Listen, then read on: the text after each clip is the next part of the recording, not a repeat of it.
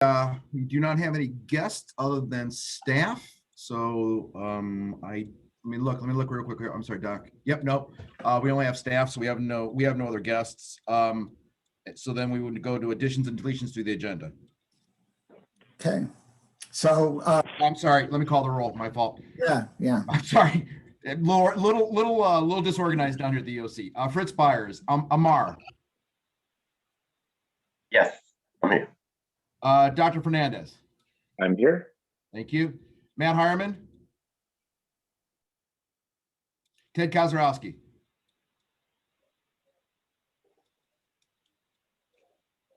Dr. Monk. Dr. Monk's here. Don Murray. Susan Postal. I am here. Dr. Ross. Don's not going to be able. That was Ted, right? Ted, you're here? Ted. All right. Dr. Ross. I'm here. Barb Sarantu. Here. Michelle Schultz. Here. And Dr. Donna Woodson. I know Doc's on. Dr. Woodson. She's there somewhere. You pop off again. She may have All right. fallen off again. I'll watch for her to come back All in, right. but she's here. We have 8, so we have quorum, Dr. Ross. Okay, So we have to have additions, deletions of the agenda. so board members, anything that you would like to add to our agenda today or delay conversation on? The agenda, Ross. yes. Perhaps, if not this meeting, maybe next meeting, if the board members would like to have any further discussion, maybe an executive session about board member succession planning. This is a conversation for the board to have, perhaps with Eric as well, about future board member seats, if and when there are open seats. What kind of community member do we feel we need and the department would benefit from having on the board? Is that a conversation we've ever had before or would have in the future? Not since I've been on the board, but Eric, Ted and I in our pre-meeting did discuss the fact that we were going to have a couple of vacancies, but we really didn't discuss a process. So Eric, do you want to weigh in on that at all for a moment? I think yes, maybe there should be some discussion of this. I mean, one of the things, we all have contacts in the community and can think of names that might be good people to be on the board. And so I think making suggestions to Eric, but I think would be a reasonable thing for the board to do. So Eric, how has this been done in the past? So as Dr. Fernandez talked about, we have in the past had discussions about individuals for the board. We've taken names to the entities that appoint them. The idea here is to look at our board makeup and help those jurisdictional subdivisions with selecting somebody. And again, we've talked in the past, needed an attorney, needed somebody from a specific community, needed something on the board. So we've always kind of had those discussions. They've been in more of an open forum. I don't know if, again, we can go into executive session on that. I can make sure. The idea here is to, again, have the board members give their input and ideas about what they would like to see board members sitting next to them for the health department. Okay. So, Eric or John? yes, go ahead, Don. Pardon? Go ahead. I try to get back on. I can hear you fine. I can see you, Jonathan. And are we going into executive session to discuss this issue of board members? We could. I mean, right now, I don't think we have anything set up for executive session. Do we, Eric? No, Dr. Ross. Okay, And we could spend a few minutes that way. I defer to Kevin to say if we can go into executive session for that. All right, Okay. if we don't, then this is an issue, and I speak historically. It only seems reasonable that all of us, there are decisions about board members. I mean, it's a very important role, and a lot of time is spent and dedicated by our board members. However, unfortunately, like many other things in this world, the input from us, I know, Eric, you're trying to do it, but I applaud your attempts. However, like with many things going on in this country, it doesn't necessarily have to do with public health. I think at this time, we really need to look carefully at our needs on the board, very carefully. And I think we should try to have, our ducks in order and really make a plea to make sure we're showing equity in board members. So I hope that we can bring this up for a discussion later. It's too important, and I don't want people just plucked out of, well, there's somebody here in my office that isn't that busy, let's appoint them. Very important issue, and we have not, I don't think, had a response from our entities necessarily on what we really needed. I think, Eric, this last time or in the last year, you may have been asked once, but this is unfortunate. Very, very important to have everybody's Donna, input. I hear you, and I think I agree with you. I don't know if other board members want to chime in quickly, but let's spend a few minutes in executive session discussing this and come up with a quick plan for how we might create, perhaps a list of names or whatever that we could submit to the nominating entities, because it's not our choice who gets on, it's the nominating entities like the cities or the DAC. So I think they would probably listen to our advice, but we probably need to give them some choices and understand that it's still going to be up to them. They may choose to do otherwise. I don't think we have control over that. But the bottom line on it is, I think it's worth a few minutes in executive session today, getting that conversation going. Maybe we can just outline a plan, bring some ideas back to Eric, and we can go from there. I mean, we are going to have a couple of vacancies, and I think the diversity on the board is an issue. We really need to look at that issue. Yes, thank you. Yes. All right. Any other thoughts from the board members? Any objection to going into executive session to talk about this briefly with Eric? Hearing none. Well, here's one. Here's one. Kevin? Here's one. All right. I'm not certain that this is a topic, at least as I'm hearing it right now, that's appropriate for executive session. You have to have a certain reason specified by statute, and I'm not, from what I've heard so far, I don't think this is a proper subject for executive session. Not even discuss. All right. So we should openly discuss a process. Is that what I'm hearing, Kevin? Thank you for keeping us narrow here. So we should openly discuss whatever process we're going to have to seek out potential names to discuss with Eric. And that should be an open session. Correct. Yes. Okay. Dr. Ross, do we want to Yes. go ahead and add that to the new business? We can Yeah, talk let's do that then, board Eric. member, new board member concerns. Yes. Okay. And then, Doc, the only other thing that I wanted to add, because wanted to make sure that Brandon was in today, the chip and chaw under prior business. I was going to do it under health commissioner's comments, but we'll do it under prior business, chip and chaw. Thanks, Okay. Eric. I was going to put that on the agenda. Thank That's you. okay. No, that's fine. All right. So Kevin, we have to approve our minutes. Yes, please. Are there any additions or exceptions to the minutes that the board would like to bring to our attention? Hearing none, I would entertain a motion for acceptance of the minutes. So move, Monk. Thank you, Dr. Monk. Do I have a second? Sue Postal, second. Thank you, Sue. Do I hear any objections to approval of the minutes? Otherwise, they'll be unanimously approved. Or abstentions? Okay. The board minutes from February 25th unanimously approved. Kevin, I think you're on with our legal update. Okay, just a couple of thoughts on board members. The way they are selected is either by use of the revised code or your merger agreement, which created the combined board in the first place.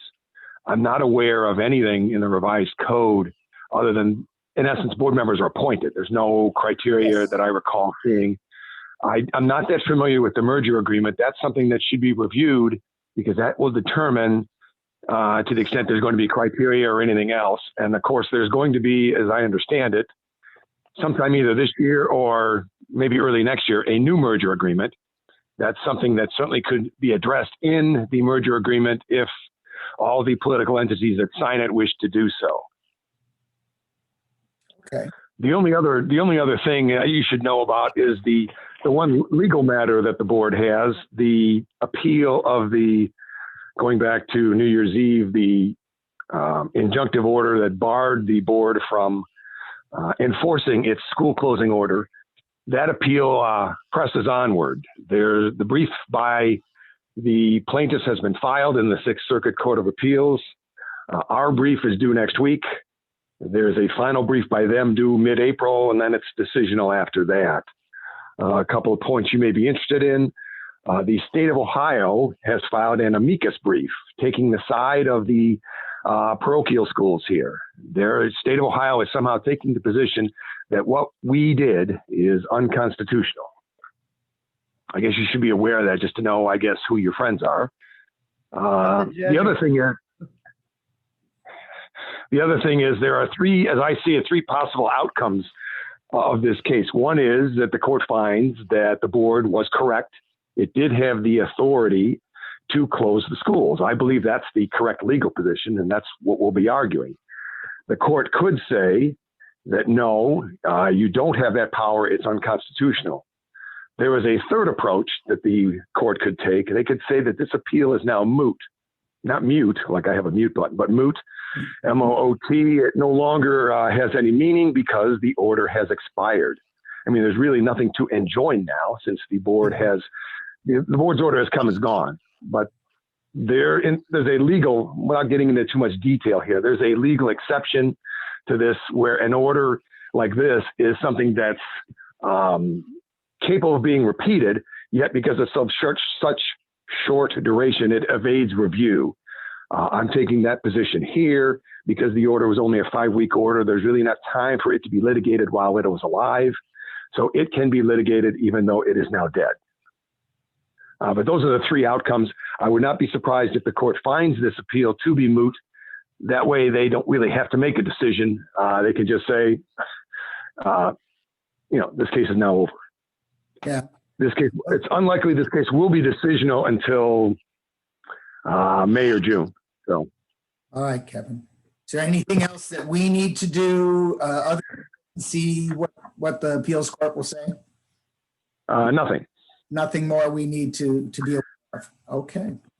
Any other questions for Kevin from the board? Yeah, Monk here. I'm just wondering whether the state's amicus brief has anything to do with Senate Bill 22 that just got passed, and that's in effect now. Will be in effect in 90 days, but certainly was not in effect the end of November when we passed our order. One thing I haven't studied, because I wasn't certain it would actually survive the veto attempt, is Senate Bill 22.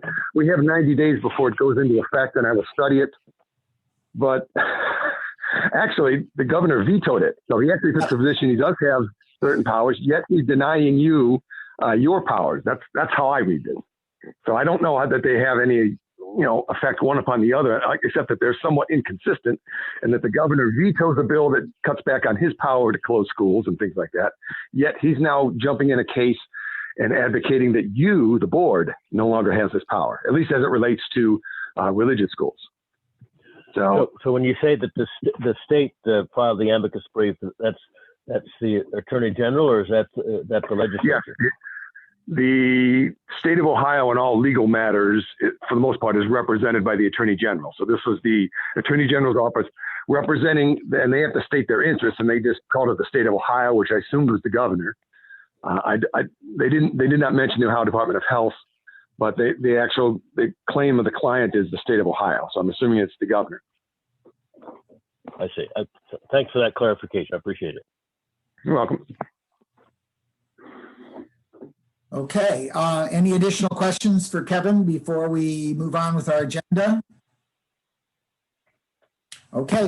We have nothing in executive session at this time, so we can skip over that. And I guess it would be Dr. Cadigan's report we'd be looking for at this point.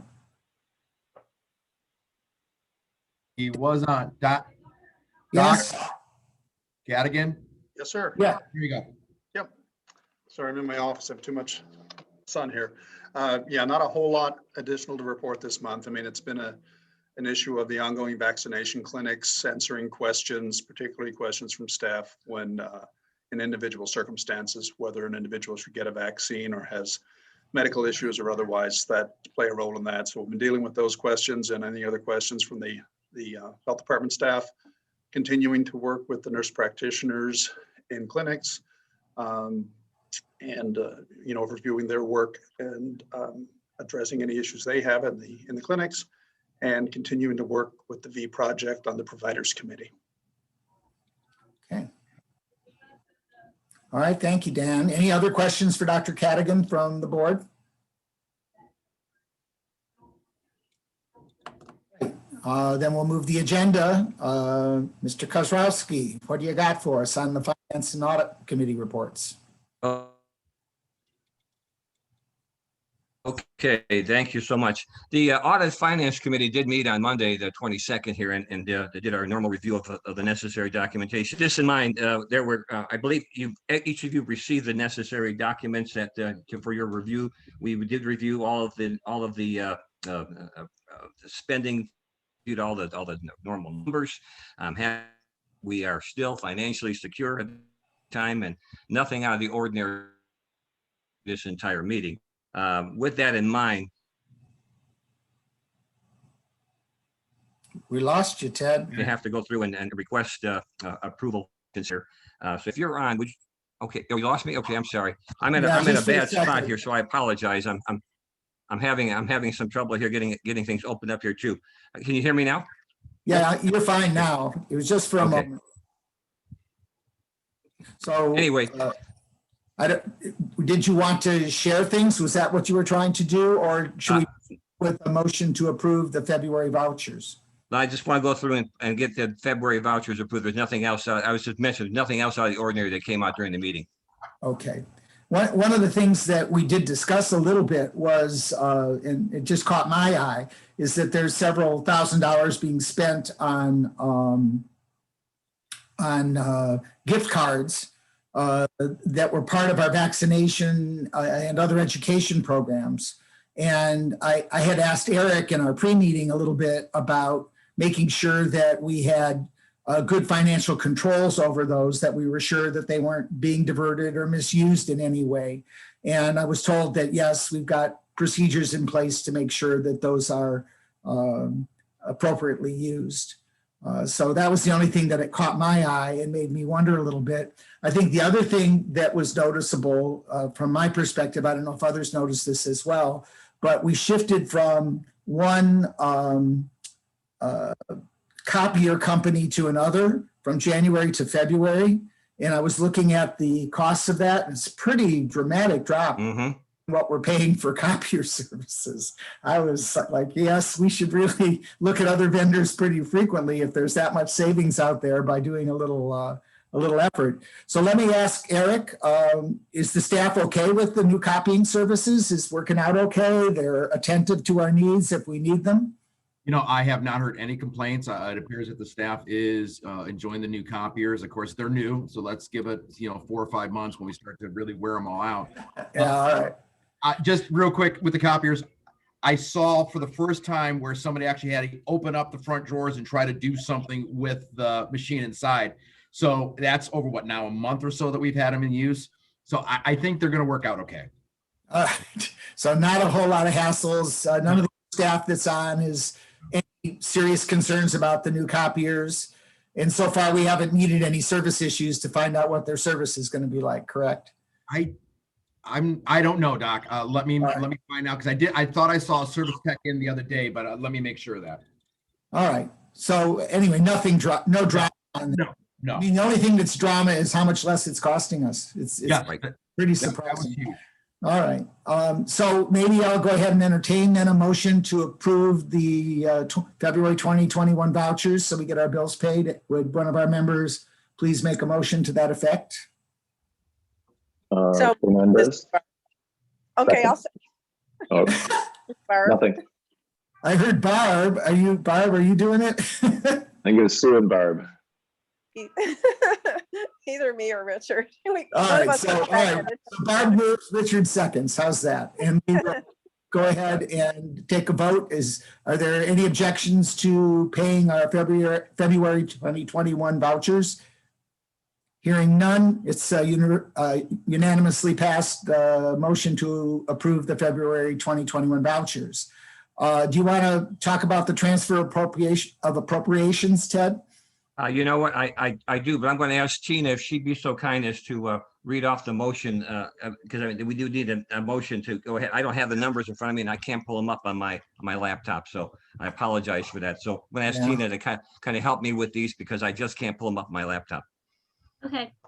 A transfer reallocates funds from one cost object to another.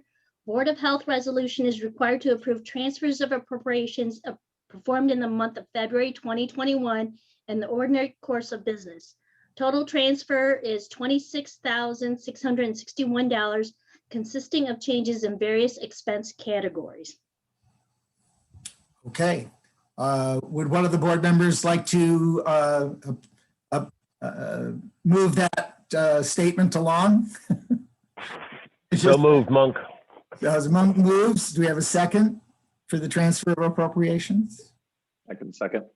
All right, that's Richard again, I think. So we have a motion and a second for approving the transfer of appropriations for February 2021.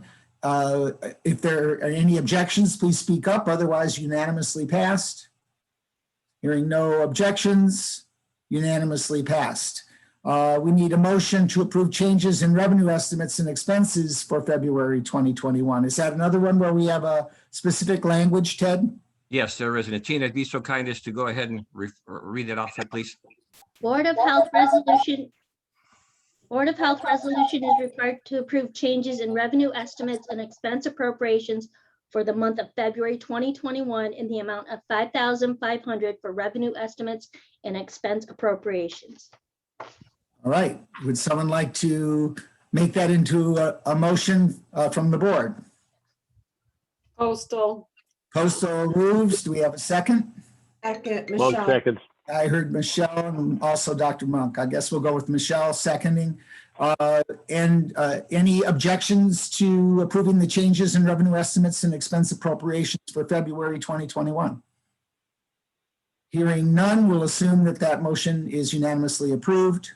And we need finally approval of the Audit Finance Committee report. So Well, before we go ahead and ask for approval, let me Yes. mention one thing that I think want to share with the board. And this was discussed during our audit finance meeting. And I think Dr. Ross, you and Eric and I talked about it yesterday, but you know, we have the credit card that we're utilizing right now thank you, Ted. for Yeah. various expenses. And because of the fact that we've had some additional unforeseen expenses due to the COVID and setting up the pods, we're going to go ahead and see if we can go about requesting to get to go from the current, I think, limitation. Eric, I'm gonna let you go ahead and take it from here, limitations, and go ahead and expand that. So through the board resolution a while back, the process says that we are allowed to spend $10,000 in a chunk up to $30,000. So 10 different chunks of 30,000. 3 different chunks of 10,000 up to 30,000. So the idea here is to attempt to raise that credit limit at least for the next, let's say, 90 days as our mass vaccination clinic is actually running, so that we can go ahead and purchase anything that would be unforeseen. So Tina's been working on this, and I don't know, Tina, have you gotten any further with this this process? I will check after this meeting. Okay, so we've been attempting to work with Signature Bank to make sure that we can do this. The other thing then too is trying to pay that off quicker, but excuse me. So much like a credit card you would use, hopefully every month you would pay it off, maybe every couple of weeks or when you purchase something. That's what we'd like to try to do here, but we're running into some processes that preclude us from actually doing that. So we're also looking at trying to pay it off several times a month, but I don't think that's going to be a viable option. Tina, do you? It won't be. We won't be able to do that without a statement. Across the street won't allow us to pay without something to support it. So that's our issue. So So Tina, are we encountering payments then because of this delay? Correct. Nice Well, job, Tony. I was gonna say you cut out, so I didn't hear what you said in there. So I'm what we're- asking whether this delay in our ability to pay off these credit card purchases leads to interest payments that we otherwise wouldn't pay because we do indeed have the funds to pay these early. So that's my question: are we incurring interest charges on the credit card that we otherwise would not incur? each month we pay the credit card off in full. The Yeah. only thing is that we don't have with the county when they make the payments. So when they actually cut a check and when Signature Bank receives our payment, there could be a delay and it could be a late charge.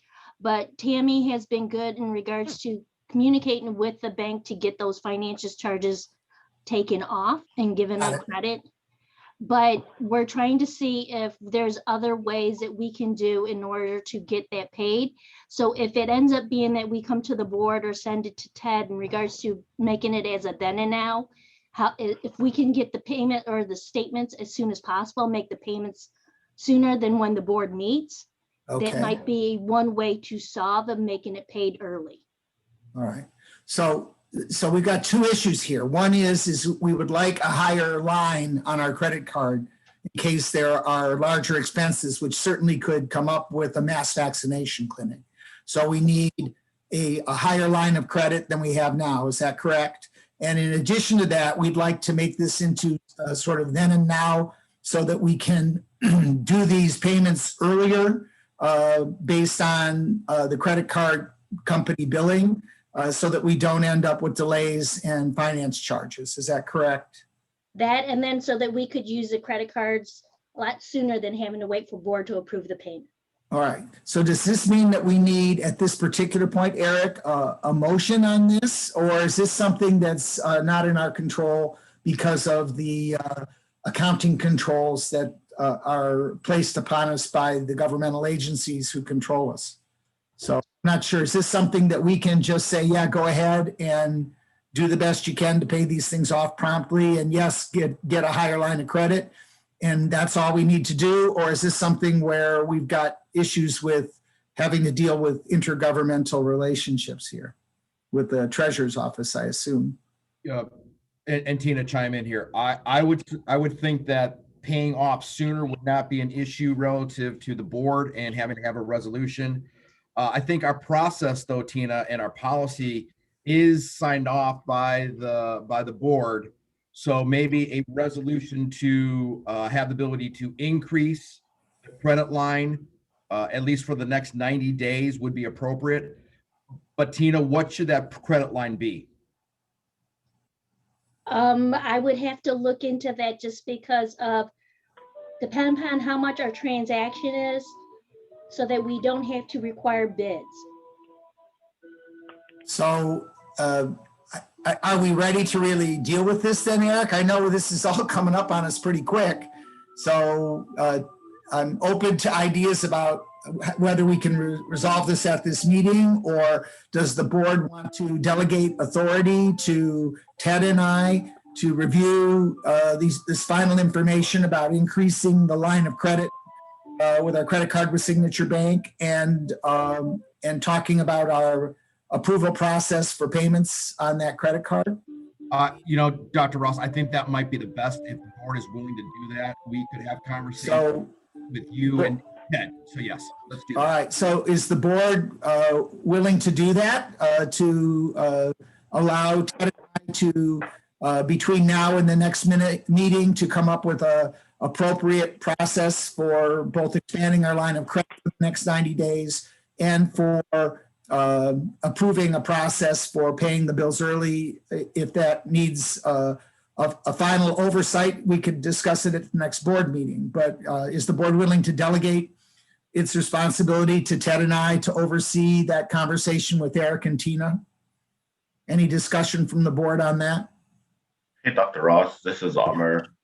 Is that something should be discussed at the finance committee? I guess I wasn't sure about the change in controls over the payments, because what I heard is that this will help us pay faster, but normally we have a process of the purchase orders, and I guess it could be the same since we pay the bill later for the Yeah. credit card, but I want to make sure that before we make the purchase on the credit card, because then we become liable to pay it back. Yeah, yeah. What is the process here?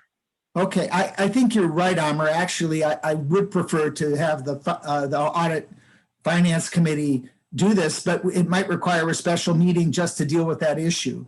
Right. Members of the Audit Finance Committee okay with doing that, with taking responsibility on this and quickly reporting back? I certainly agree with Amr's. I think we should go Okay. ahead and review this at the Audit Finance Committee and then come back. I'll make arrangements, make a special meeting, and we'll get together on that and discuss it in detail. Okay, Can I speak up for a minute here? sure, Tina. The purchasing process is not going to change.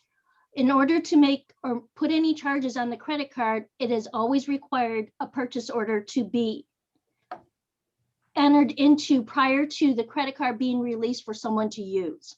Okay, The only question we have is because right now we have a $3,000 limit that we can pay prior to the board meeting. right. That is the thing that we need to possibly discuss in regards to depending upon how much we can charge on the credit card. If we can increase that $3,000 limit just for the payment on the credit card. Okay, got it. Okay. Yep. So that's the key issue. And Signature Bank will not be a problem with that. They don't care. It's up to us. They don't care just as long as they receive a payment. Got it. I don't know whether I don't see a problem with, we've got the same approval process, somebody has to submit a voucher. It has to be legitimate before the credit card will be used to pay it.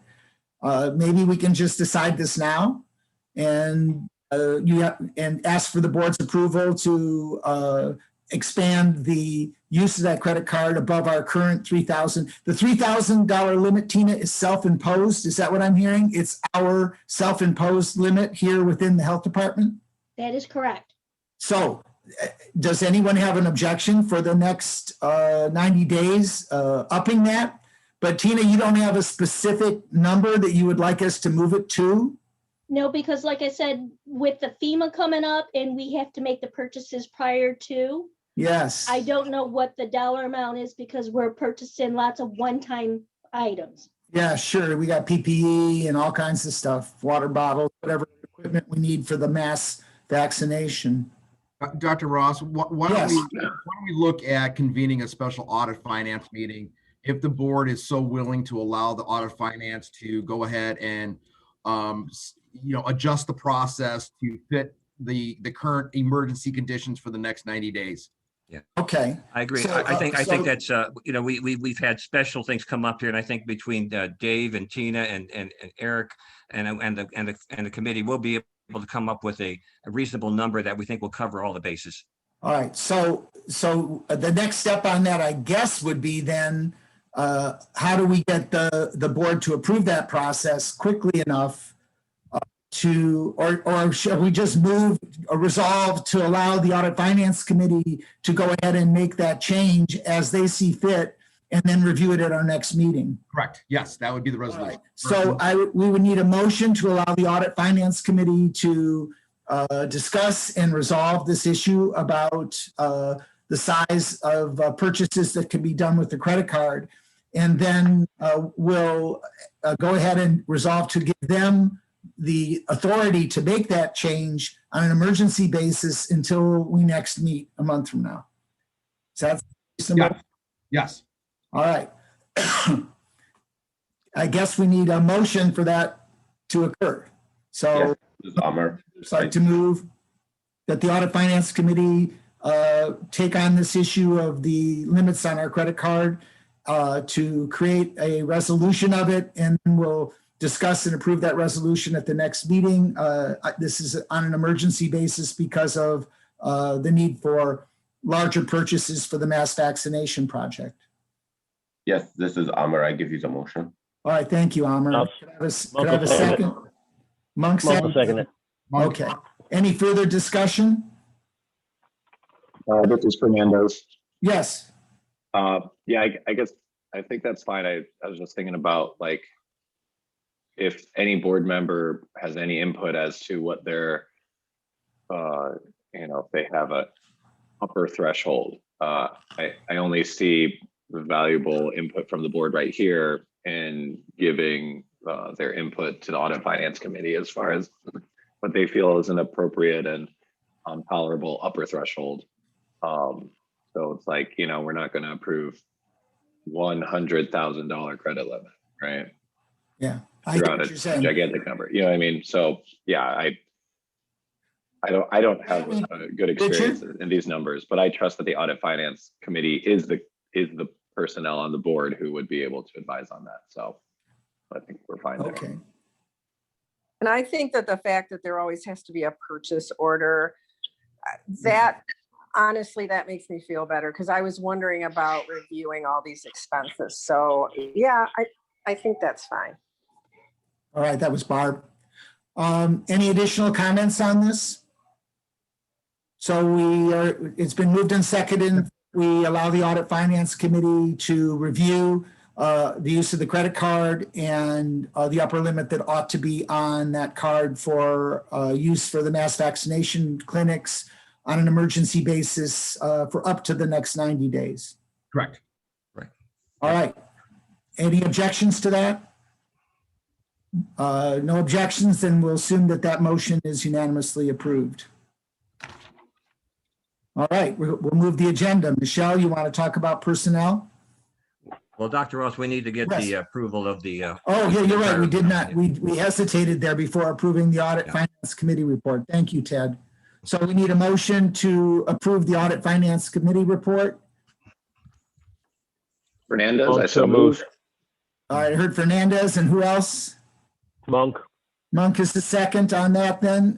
Fernandez moves. Any objection to the approval of the Audit Finance Committee report? Hearing none, it's unanimously approved. We'll move the agenda to Personnel Committee. Michelle. Okay, good morning, everyone. Hard to hear you, Michelle. Can you get closer to your microphone? Oh, let me just a minute. I'm sorry. Maybe that will help. You're already better. Okay. Anyway. For you, it is better? Yeah, I can hear you fine now. Okay, good. Thank you. So we met, the committee met on Monday, and the first is a recommendation to create a employee handbook for the pod workers. I don't know if anybody saw in the packet, the pod workers. And we did that also with the contact tracing. So we kind of with that for the pod workers. Was there questions regarding that? No, sounds like a wise idea. Yes, we definitely. Rules of the road for people that are working part-time or on a contract basis. Right, right. And they're so important. We need them to get these vaccinations done. So, okay, well then I'm going to move to the second one. Recommendation revisions of human resource officer position and the pod worker manager and planner position job descriptions. So there's just been some, the job description for these positions. Did anybody have any input on those job descriptions that were in the packet? So in those job descriptions, if we're reviewing them today, then we will go ahead and begin to take action to fill those positions. Is that correct? Okay. I've got 5 different screens I got to work with this. Okay, so I'm gonna just go on if that's okay. Hearing no objection, I think that those are fine. Okay, recommendations, Madeline to the position of COVID-19 pod manager. Eric, were there questions about this one? I don't remember whether this was somebody that, maybe I'm confusing it with another employee move. No. Yeah, that was Terry, I think, that moved. Yeah, right? that's right. Okay. Okay. Yeah, Terry Frank was the one that is moving, but I don't believe Madeline. Am I right, Eric or Josie? Yeah, this would be Josie. Are you on? I am. I'm under Dave. This request ties back to a couple months ago when we brought forward a number of temporary positions tied to our COVID-19 pandemic response. We had brought forward a COVID-19 pod manager and planner. We're recommending Madeline to that position. This is temporary, it's full-time. And I'm also recommending in your packet an update to that job description under number 6. We are now combining the scheduler with the pod manager and planner. We had originally proposed those as 2 separate jobs. We're now combining those into one and recommending that Madeline goes into that. Madeline is currently a nurse and she works for Van Wert County Health Department doing their pods out there. She has interviewed with us. She has shadowed one of our pods and we feel strongly that she would be a great candidate for this position. Okay. I have a question regarding Madeline. Eric, I think is it true that she is still not decided, committed to the position, and she's something about Henry County? Is that still open? Or what's the status on that? I can respond to that. Okay, thank you. So right now, Madeline works part-time at Van Wert. She's 20 hours, and then she picks up shifts at the Defiance Hospital as a contingent nurse. She is going to school to get her master's in public health. She's about a year in. Her interests are to be in a health department. So although what we're offering to her is temporary full-time, she really has a desire for full-time permanent work. She has interviewed at the Henry County Department of Health, which is Napoleon, where she lives. She has interviewed for the director of nursing position there. I will find out later on today from her whether or not she's moving forward in that process, but she did send an email to me in the last couple of days letting me know that she's pursuing that other opportunity as well. Thank you. Appreciate the update. Yeah, so she may accept this position or not at this point, but we're still going to recommend it and we're still going to go proceed with making the offer to her. So any other concerns about filling this position for the pod planner and manager? This is Fernandez. Yes. Yeah, I think we found a really great candidate with a lot of great experience. I hope that, you know, she can look forward to joining us, or at least her interest is there. I'm just curious if there's any extra discussion with her about management over personnel. Also, I guess unsure how many individuals will she be managing? Will she be having direct reports, or will she be more coordinating the program as far as like org structure? And then, you know, does she have a clear picture of what that looks like? So I'm sorry, I was talking to the side. I'm Dave. Dave's in here with me. Yeah, Oh, that's okay. So, what I heard was you were asking who she would be reporting to. I think. Oh, I was more curious. Does she have direct reports? How many individuals is she going to be managing? And then was there discussion with her about her experience managing personnel? We don't think that she will necessarily be directly supervising personnel because we will still have Dave or the EH supervisors at the pods, Jen and Jody.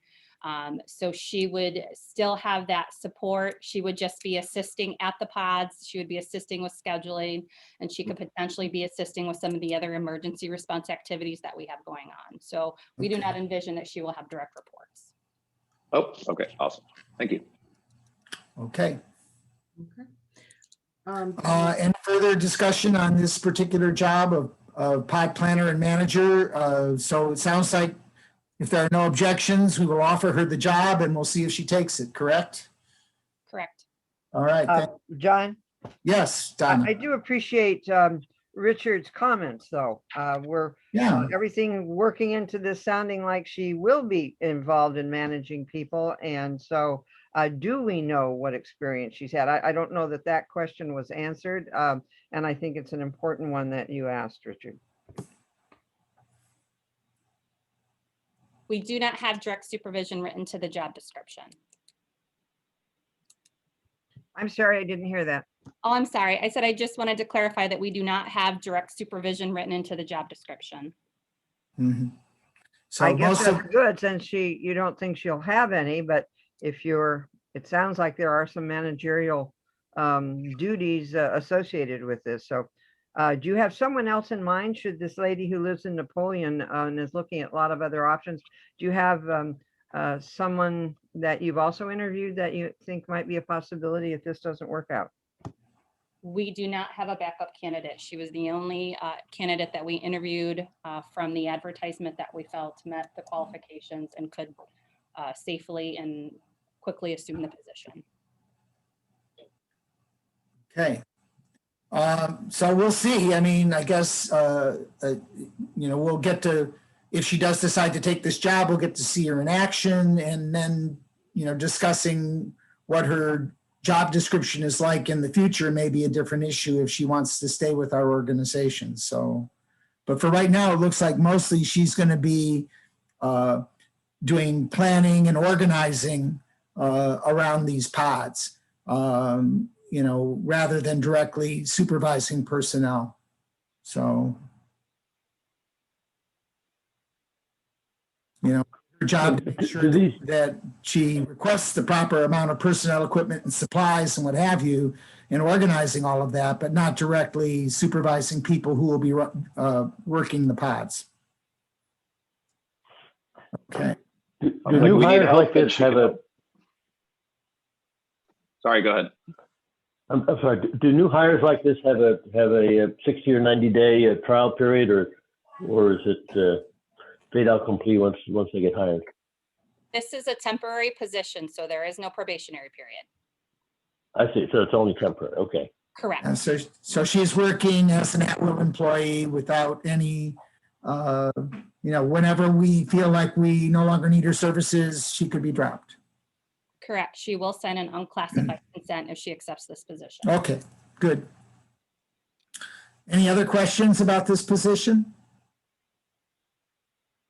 All right, we'll go ahead and offer her, and then we'll deal with whether she does or doesn't want to take the position post facto here.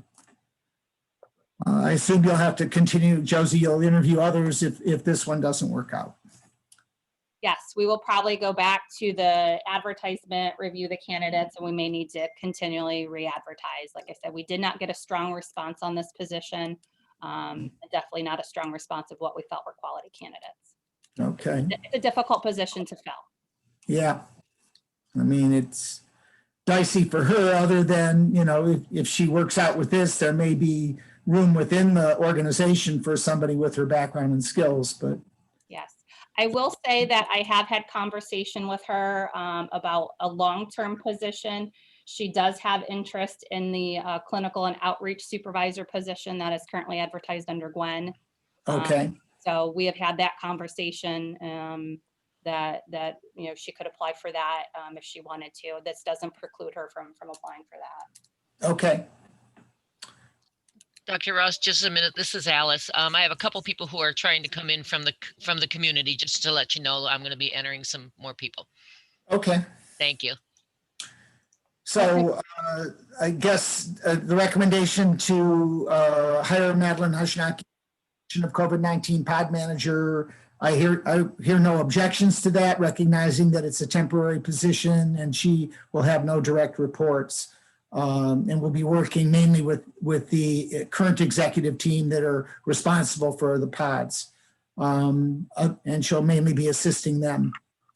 All right, so again, any objection then to offering this position to Madeline Hushnaki? None, then I guess the position is to be offered, Josie. We need a motion to approve the Personnel Committee report. Also move that, Postal. I missed who that was. Susan. Susan, thank you, Susan. Do we have a second? Monk will second. Thank you, Dr. Monk. And without objection, I hear no objections or further discussion on that. And the Personnel Committee report is universally or unanimously approved. So, Mr. Murray, are you on the call? Don is not on the call. This is Ted. I will go ahead and try to Provide the report. Yeah, Okay. provide the report. And I'm going to ask Eric and Dave if they'll just kind of follow up and make sure they give a little more detail here. But the committee met last Wednesday, and we did cover a couple items of note. We wanted to make sure that the the item that was probably most of interest to us was that we have a opportunity to meet up with the city of Toledo for a recommendation to support the Toledo Healthy Kids Meals Beverage Ordinance. And Eric, if you don't mind, or Dave, you can go into more detail, share that with the board. That'd be wonderful. Yeah, Ted, thank you. And Dave, please pipe in here too. If you remember last month, Shannon brought this to the board. We had a quick discussion about it. The environmental committee reviewed it, and we're going to ask for a vote on this from the board to support it. And this is really coming from the City of Toledo Council. And the idea here is much like other departments have also done, is backed a similar ordinance in other communities. And what it's really doing is asking that our restaurants, other food services are actually offering healthy beverages. And it makes sense, you know, having water there, maybe having certain sodas and things of that nature, other than just, you know, high fructose. And the idea here is working together with the city is that, again, there'll be promotion of this. We would actually ask our sanitarians when they go out to see if they actually are providing these beverages. Now, remember, there are already a number of restaurants out there, national chains, that are doing this. But again, can we drill down even a little further to get some of these restaurants and other food services that maybe aren't doing it to abide by it? But then there is talk with the city council to look at more of an incentive program and not a kind of a stick program where there's enforcement or, you know, threats of enforcement. Really what we want to do is figure out how do we make sure that people who are doing this are promoted. So again, there's ideas of clings for their windows to say, you know, they're supporters of the ordinance and they provide healthy beverages. So it's really a great platform for what we've been trying to get off of the ground now for about a year and a half, is that well childhood program. And again, I'm excited that the city is looking at taking this on and moving it forward. Dave, do you have anything else on it?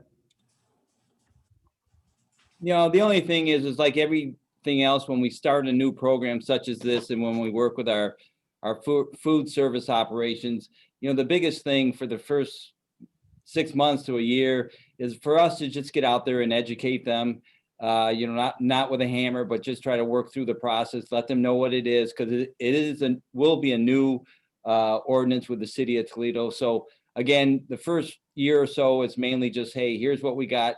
Let's work together to work on compliance. John, this is Donna. I have a question.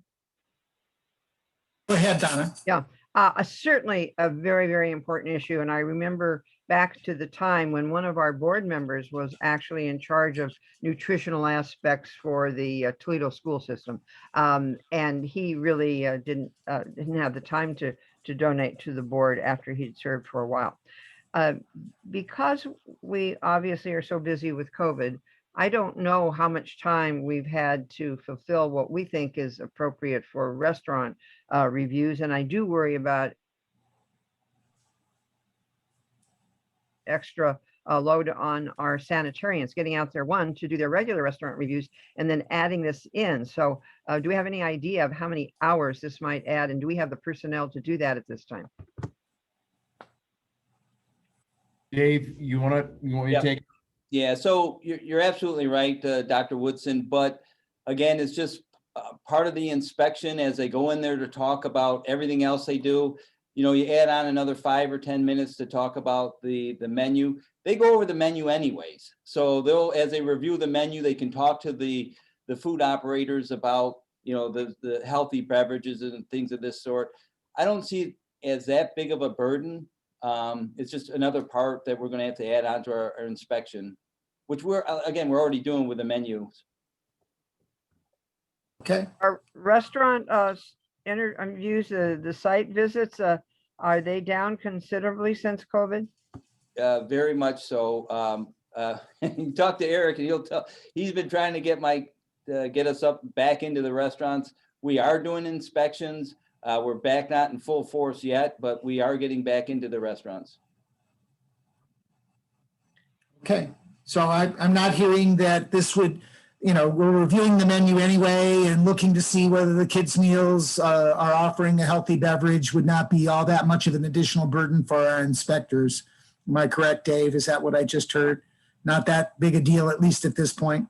No, it Okay. shouldn't be. Again, it will add some time to it, but that's what we do. We're out there to educate our. All right. Dr. Ross, what then will our responsibilities with the city be? Because if we don't have enough sanitarians to get out and do what we usually expect to be done in terms of the number of restaurant inspections, how many will they expect us to be involved in if we join this, what sounds like to be a good program, if we have the personnel? Dr. Woodson, let me answer that. We are going to meet our numbers this year. We plan, because again, we go to the first of the year, so we will reach our numbers. Dave said that we will. So that is not an issue. We're like everybody else in the state who has to deal with COVID. So the idea here is, as we get back into each one of these facilities, we'll spend the extra 5 or 10 minutes, if even that, to discuss the ordinance and making sure that, again, this isn't rocket science, that they are actually providing healthy drinks at the same time as they can provide sodas as well. So again, Dave and I discussed this. This should not be a monumental task. Again, as you heard Dave said, we are in there anyway, reviewing their menu with them. So again, this is not going to be a significant drain on anybody's resources. Okay. Thanks, Eric. Yes, thank you. Obviously, if it becomes burdensome, then I think we'll have to discuss it further. But, to me, we know that obesity is one of the major problems in the entire state of Ohio. We are one of the more overweight states in the country. So trying to, make an effort to reduce wasted calories in the kids' meals certainly makes sense to me.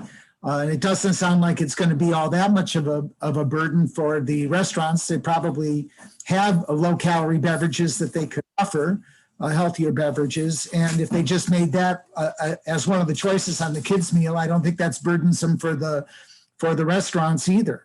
I think we should go ahead and approve this recommendation to support the City of Toledo's Healthy Kids Beverage Ordinance. And obviously, we can return to this and talk about it more if it looks like we're going to be caught up in a lot of confusion about enforcement and other things that is going to be taxing or burdensome in terms of the time of our inspectors. But I think we should go ahead myself and recommend that support to City Council on this ordinance. I mean, they've got the ordinance. They're going to have discussion probably at the City Council meetings about it as well. So, but I think they deserve our support on making an attempt with this. This is Donna. The concept is wonderful. There is no doubt. And the obesity problem is one of those chronic conditions we're going to ongoing basis have to deal with. So I have no problem with that. I just have, I want to make sure that our sanitarians are being able to get their other work done and add this on. And could we have a report? Would 2 months be too soon just to have Dave report to us what's happening, or Eric report to us what's happening on this front? Yeah, we can do that. Yeah, so we'll keep it on the agenda as it moves forward then, just for a brief update. Yep. Thank you. Are we asking for a report on implementation or just on moving the ordinance forward? Well, I think what we're asking for right now is, I think what the councilwoman who's putting this forward would like is a letter of support from us on this. Correct, Eric? And yeah. Well, yes. We're discussing, our weighing in, basically almost testimony of sorts. So maybe it would be testimony at the city council meeting where this ordinance will come up for a vote. So we're lending our support in terms of asking restaurants to have a healthy beverage available as part of the kids' meal. And obviously there'd be choice to not choose that healthy beverage, but that be offered as part of the kids' meal if they're doing that sort of thing. And that's basically our approval of this idea, so that city council can move forward with their ordinance. And then we can follow up, down the road as to what's happened with it and whether dealing with it has become burdensome in some way. So we can keep this on the agenda for the next couple of meetings. But right now, what they want is a letter from Eric saying that the board supports this ordinance. So Will the board see that letter? sure, if you feel like you would like to see it. I mean, I'm not sure that it's something that's going to be all that exotic, right? It's going to be that the Board of Health met today and recommends movement forward of the ordinance, whatever the name of it is. I don't know, but it doesn't even have a number yet. City of Toledo Healthy Kids Beverages Draft Ordinance. So Donna, are you saying that once we do send that letter, you'd like to see it? Yes, I think as a board, we would have a responsibility to look at something like that. I'm fully in agreement with the idea. I just think the board needs to be informed. Yeah, well, I mean, I guess we don't even know what the final language of the ordinance is going to be. I think so. We are supporting the concept, but obviously, we could return to this, as I said, at each meeting until we actually know what the actual ordinance will look like. So yes, so I think that would be great, Eric. You can compose a letter of support for the general idea, and then let in that, say that we'd like to actually have an opportunity to review the actual ordinance as it's passed, and then we'll give feedback on that once they've got it into language that actually would be passed.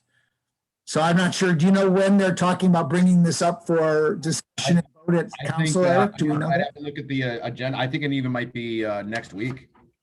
So okay, well then why don't we do this? Why not, if it's in language that will be debated by council, then let's actually get that language to the board members so we can look at it and make sure that we don't want to pull the plug on approval before it gets debated. So could you communicate with the councilwoman about that and ask her to actually send the language that will be presented to council so that the board can look at that language, and if there's concerns, bring it back to you before we actually endorse this. And maybe what we'll do is, depending on that feedback, maybe we can just, there's Zoom meetings, right? So you could probably go on and just represent us at that meeting as testimony about the ordinance, rather than actually do it as a letter. I'd be happy to do it written and, but I'm hearing from board members that they'd actually like to see that ordinance first. Is that correct, board?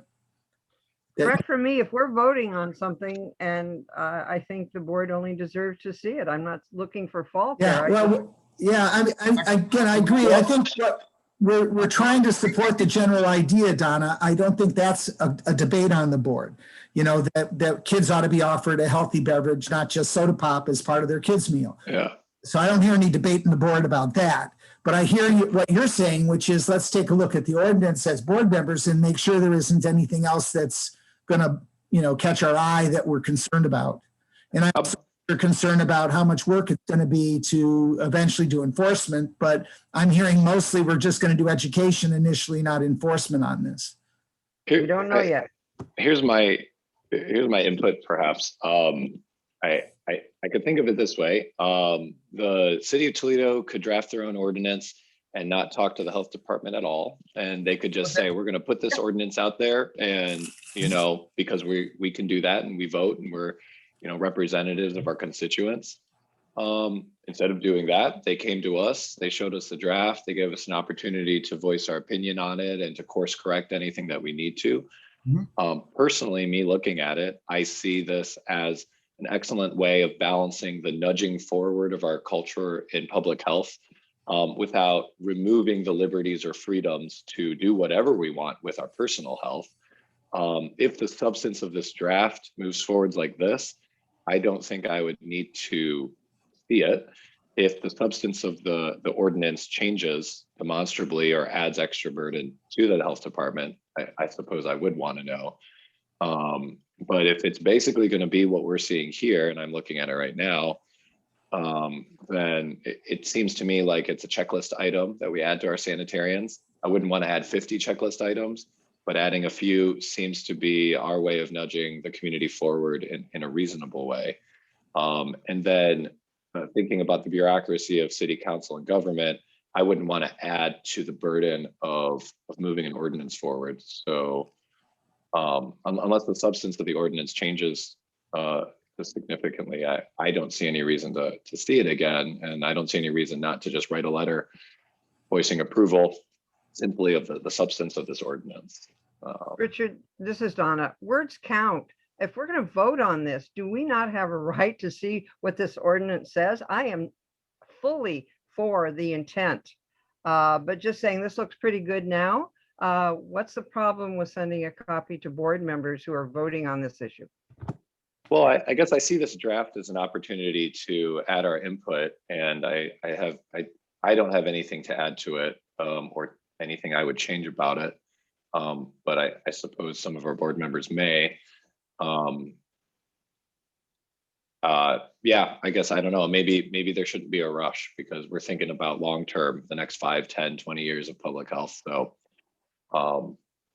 Well, yeah. I'm hearing a little diversity within the board. Does anybody else want to weigh in on this? I think, again, I'll restate what I said. I've heard no negative thoughts about support for making sure that there's at least the option of a healthy beverage as part of the kids' meal. And I heard no one on the board objecting to that general idea. And obviously, it's going to have to go into boilerplate as an actual ordinance. And I think we could always revisit this with council, but I suspect that, as Richard said, and we've talked with Dave, and he doesn't feel this is going to be unduly burdensome, that we can certainly add it as a checklist on our checklist when we're doing restaurant reviews. So from our actual responsibility end, we're doing educational stuff and recommendations. We're not going to be asked to enforce this, at least at this point. So I'm not sure. I think I would be okay again with Eric just going ahead and supporting the general idea.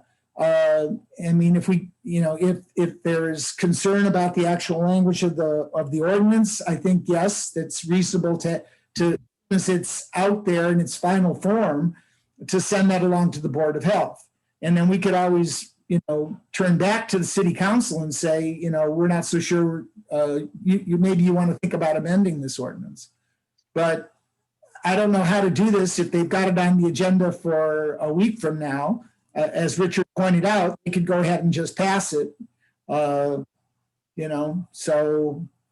I hear what you're saying, Donna, that it's hard to approve an ordinance if we haven't seen the language of the ordinance.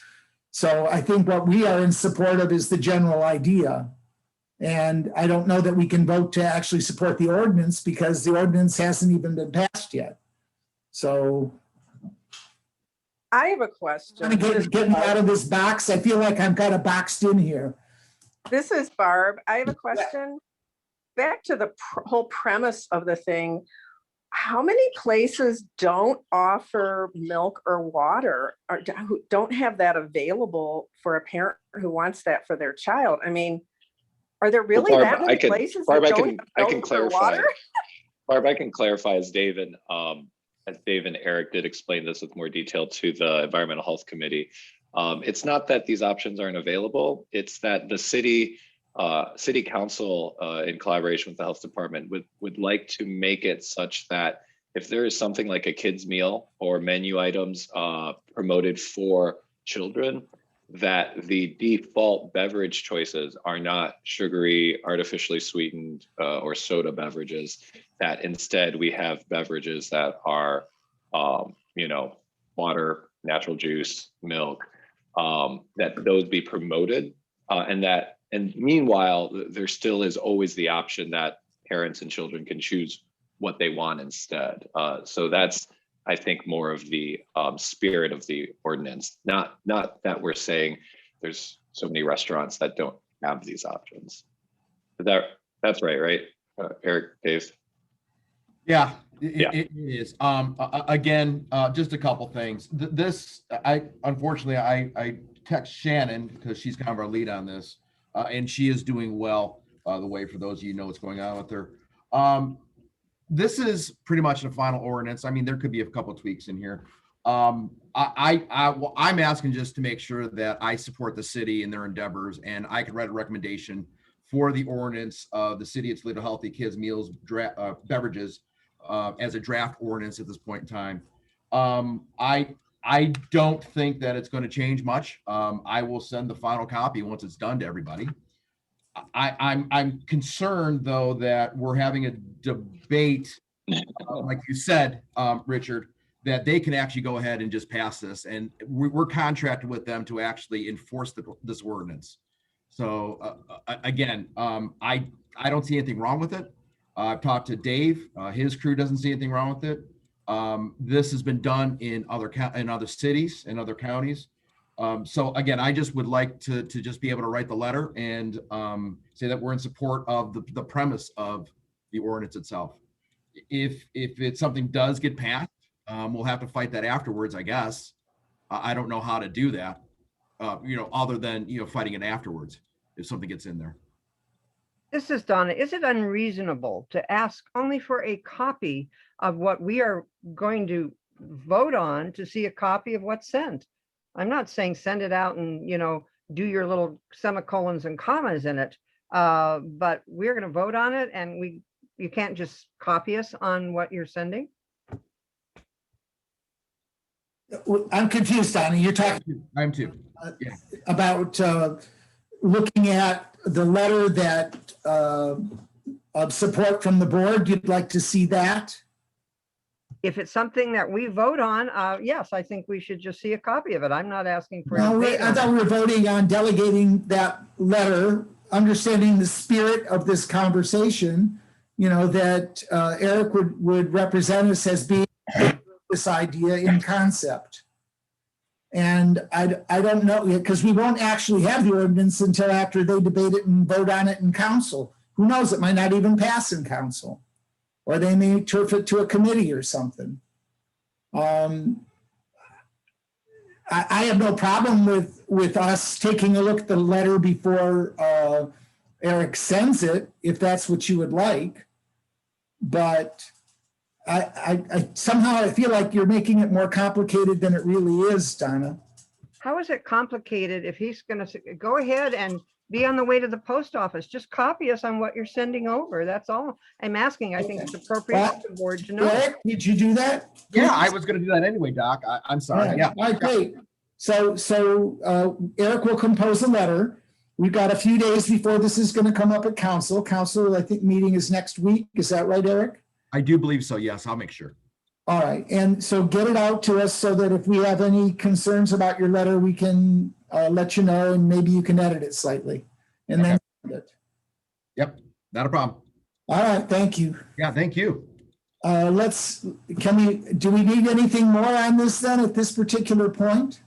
I mean, I think this letter is going to, I don't hear anything that says that we don't support this concept, correct? Any objection to the concept? No objections. All right. So then what we're asking for is to look at the letter of support. And then unless there's serious concerns with that letter of support, then it will be sent to the councilwoman as our view of the concept that she is trying to support. And I'm hearing that if we do end up with an ordinance that asks us to do enforcement, that at least at this point, that doesn't look like it's going to be unduly burdensome on our sanitarians. At least that's what I'm hearing from Eric and Dave. And I suppose if it did become so, we could complain to the city about it. That they're asking us for more than we agreed to. So I guess, are we done with this conversation? I assume, or do we need actually a motion for a recommendation for this letter? Do we want to do that? Sure.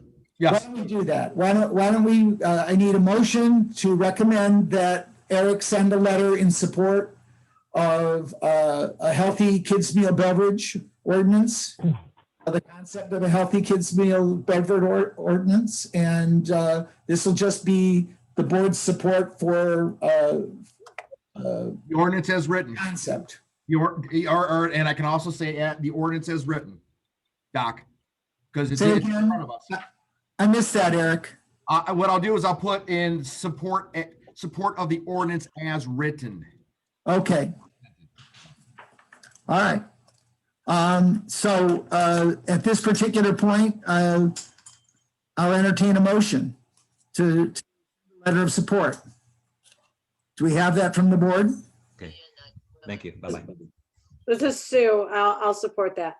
Okay, thank you, Sue. Do we have a second? This is Uncle Michelle. second it. Okay, Monk seconded. I thought I heard Michelle also, but It's Michelle was first. okay, Michelle. So let's go ahead and have any further conversation.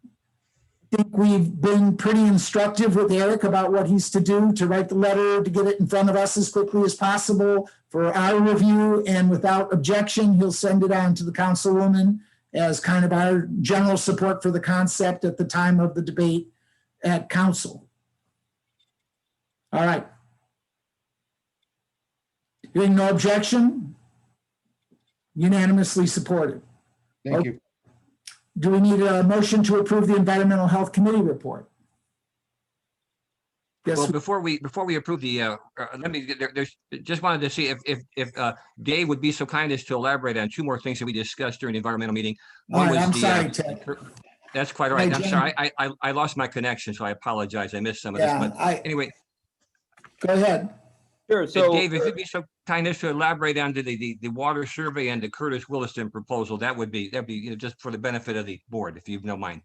will do. So back in August of 2019, the state of Ohio ODH did a survey of our private water system. We got a score of 88%.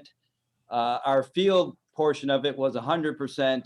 Just to kind of give you a quick thumbnail, the issue that we had was with the paperwork of getting paperwork in late from contractors. And when you get that, you're supposed to do an NOV.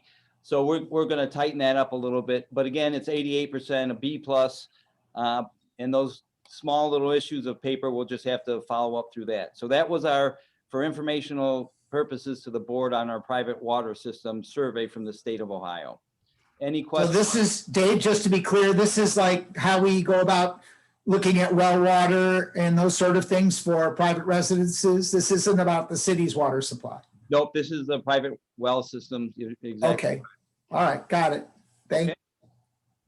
Any other questions? All right. The next issue is the Ohio EPA has issues findings and orders to both Lucas County and Ottawa County. There's findings and orders that we have to accept.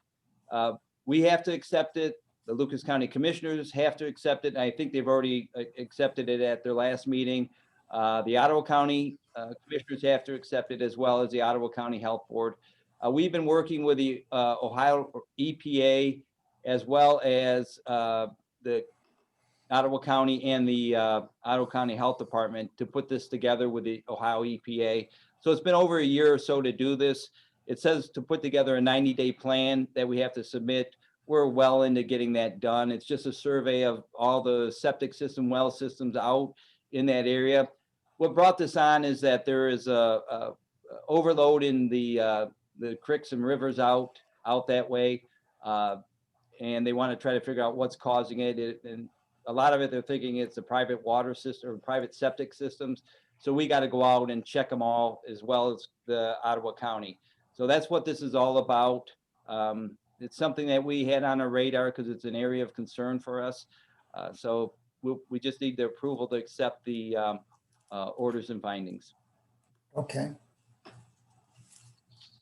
Any further discussion about this particular issue of contamination of the creeks and streams out in eastern Lucas County, western Ottawa County, and the finding of the EPA? So this is all part of they're gonna have to make plans, may eventually have to put in sewers. Is that right, Dave? Is that kind of where it might be drifting?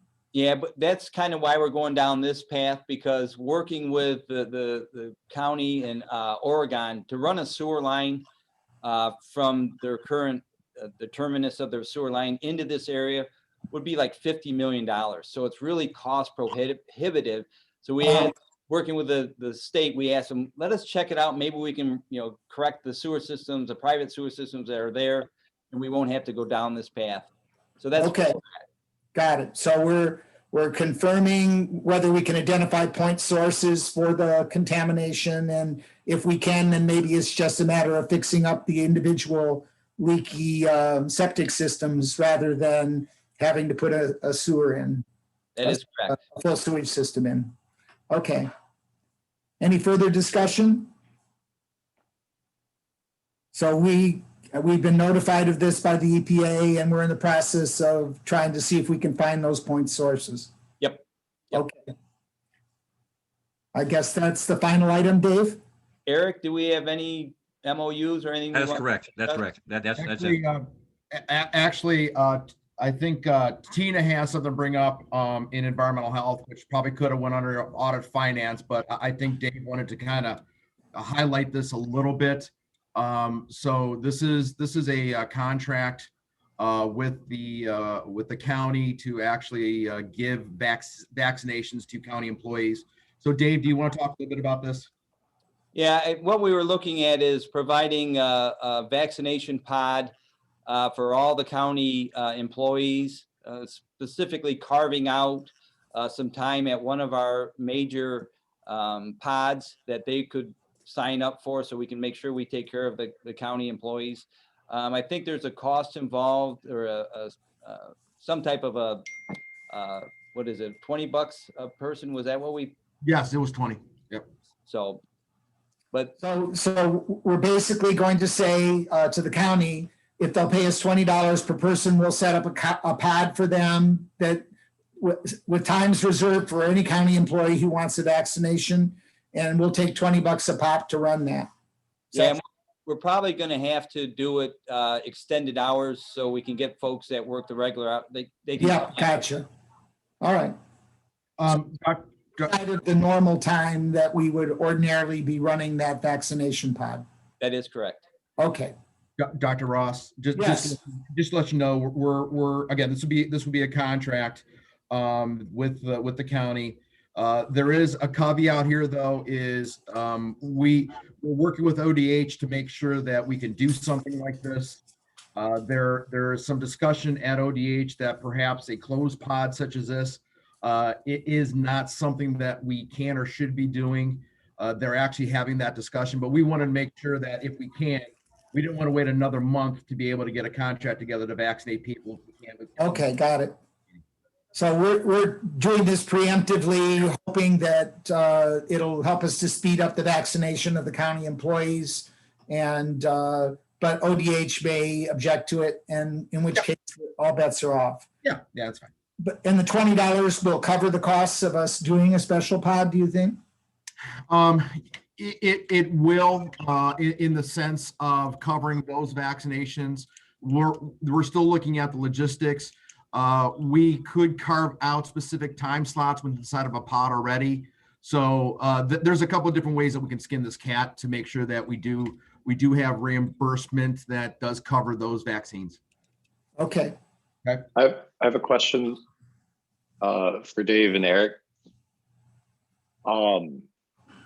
I guess what were the main barriers such that city officials and government workers are having trouble or are foreseeing difficulty getting vaccinated within the existing mass vaccination structures that we have? And part two, how is this different from maybe barriers that so many other people would have? And if you can tell, I'm trying to foresee, or I'm just trying to discern, is this special treatment for government workers, or is this a special circumstance that it's not a barrier to so many other people anyways? So here's a couple things. One, again, that is why we're having these discussions with the Ohio Department of Health to make sure that, again, this is not considered special treatment and or anything that would go against the idea of mass vaccination. I will tell you this, and this is something that I went toe to toe with ODH several times now. is that we are vaccinating a large number of individuals who are not Lucas County residents. Again, it's a federal asset. I've been told that I can't do it. I can't limit individuals. But when I get, let's say I have 5,000 vaccines and 1,000 of those doses are going to, let's say, Michigan people. Again, I'm glad we're protecting people. I understand that. But if I can't successfully vaccinate my population that I'm responsible for, the 428,000 individuals, appropriately, because other individuals, again, legally and and ethically can come get a vaccine, then I should be able to do something to make sure that our population is taken care of, as well as everybody else that can. And yes, there is a supply and demand issue. There is still high demand and low supply. Now that's changing. And that's why I think within the next month or so, we're going to be able to do more of these, if you would, closed pods. Now, here's the idea, ladies and gentlemen, is that I have this much to vaccinate in our community, all right? And do I want to shuffle them all to the rec center? Which is really, if we don't have closed pods, what we're doing, or we're shuffling them to a site at a hospital. So if I can take this amount of individuals and just decrease it by, let's say 5,000, that's 5,000 less individuals that I have to push through the rec center, which means that I can do more people when I get vaccine at that rec center who aren't maybe at, Owens or something on those lines, or the county or the city. Again, it's a process that's used in the past for mass vaccinations. It alleviates stress on your mass vaccination sites. Dave, do you want to add anything? Yeah, a couple things. Some of the hospitals are already doing that with some of the businesses. They're carving out time for Jeep or Daimler, whatever. So they're already starting to put these pods together. And Eric is absolutely right. Yesterday when I worked the pod, I was at this check-in for a while. And I no kidding, 60% of the people that came through were Michigan residents. So and I'm not saying anything against Michigan residents coming down and getting their shots, but that's taking away from our own community. So if we can carve out areas where we can take care of our own communities and still have these major pods where we get the people from Michigan coming down, because all my staff commented on it yesterday that, wow, there's very many Michigan residents coming down. And some of them even commented they thought we vaccinated the entire Ann Arbor community yesterday. It was just crazy. So I think it's a good way to take the pressure off the major pods where we can take care of our own communities, but yet offer at the major pods to the other regions that are trying to get in there. Wood County sends a lot, Fulton County. I mean, we get a lot of folks from outside Lucas County, and we don't turn anybody away. So let me go back on this too. That mass vaccination site that we have, I had a conversation with the Ohio Department of Health yesterday. I can go ahead and utilize some of the Johnson & Johnson vaccine for like homeless, homebound individuals, but they do not want me to, again, carve out any of those doses for anybody else. So those specific J&J doses, one-shot vaccine, are used for the community, and they're the ones who are available for that. We're also getting 3,000 next week, as far as we know, we're getting 3,000 doses of Moderna. Now that I have capability of shuffling off to other organizations, or I can transfer that.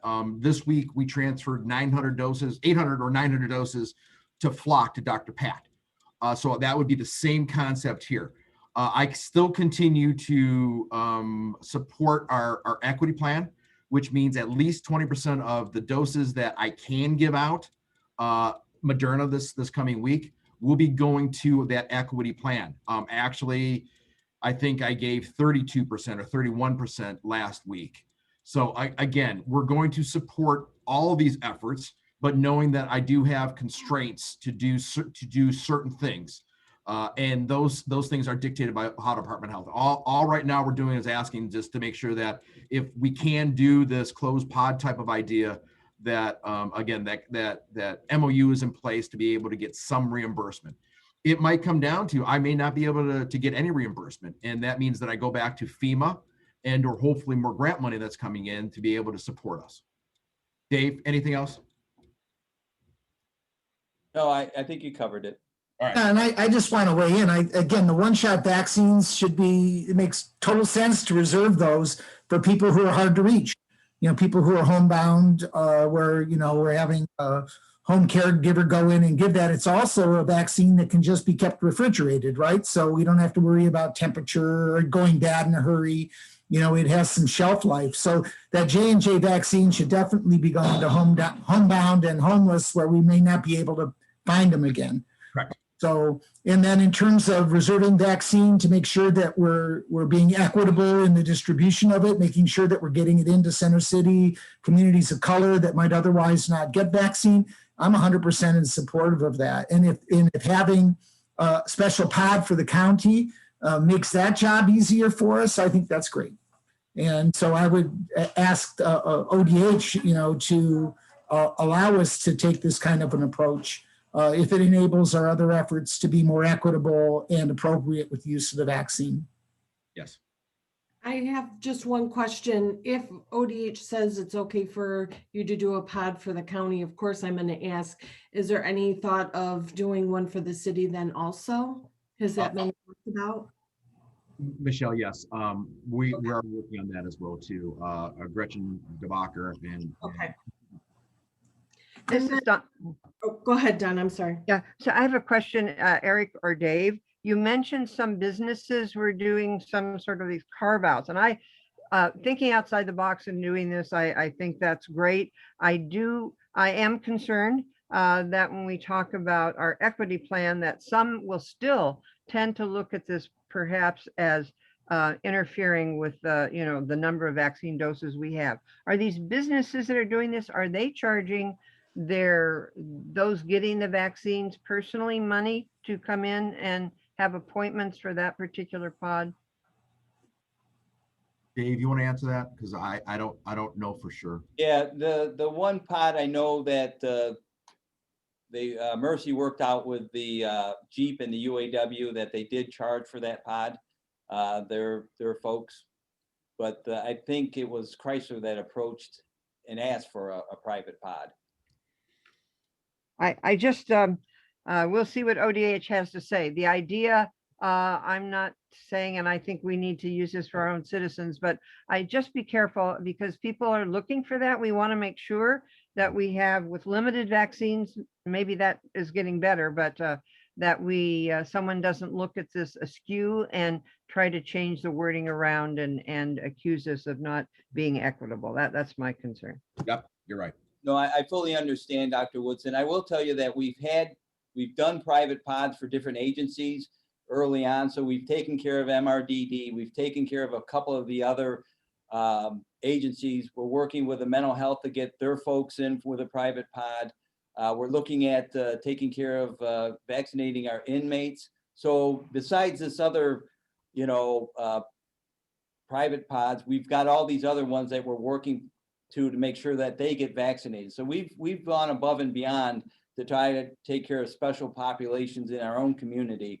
And then again, when we open the FEMA pod in April, that's 5,000 doses for anybody that walks through the door, 16 and up, or 18 and up, I think, for Johnson. And that's going to happen when, Dave? I think, Eric, is it the first week of April? Is that when they're first week of April? Yeah. Again, it all depends on what ODH says, what we can or can't do. So I think that's coming. That's going to be coming down today, that discussion. So just one last point. And again, we struggle with this too of equity. We are, and I could talk a little bit more of this of the COVID update, but we also need to think about essential employees. Now, every state thought about it a little bit differently. With the new variants out, and we don't know where this is going to go. We have the water department. We have, and Dave can talk about this. We have other utilities. We have, excuse me. We have, essential employees that are not vaccinated yet. And again, because of the choice that we made here in Ohio, which is, I think, the right choice, but we really need to start thinking about some of these infrastructures and those essential employees that if they go down, because, and we've witnessed this with quarantine and things of that nature over the last couple months, that is a burden, and it could really run us into some real concerns if the water department has 50% of their employees out. So these are very logical steps and thoughts to make sure that we're going to do the right thing and make it as equitable as possible. So, Eric, I really agree with that last statement. Yeah. So, all right. Further discussion, or are we ready to approve the environmental health committee report? I so move. This is Fernandez. Thank you. Yes, go ahead, Richard. I move that we approve the agenda, or I would move that we approve the report. Sorry. Okay, thank you. Do we have a second? I second, this is Barb, and I Thank you, also Barb. want to say, I think it's so great that you're working with those homeowners to try and fix that flooding without that huge bill. That is so great. So I just want to give you kudos for that. Thank you. Okay. You need a vote? We have a motion and a second on approving the Environmental Health Committee report. Any further discussion? Any objections to that approval? Otherwise, unanimously approved. Hearing none, no objections, unanimously approved on the Environmental Health Committee report. Thank you. We have a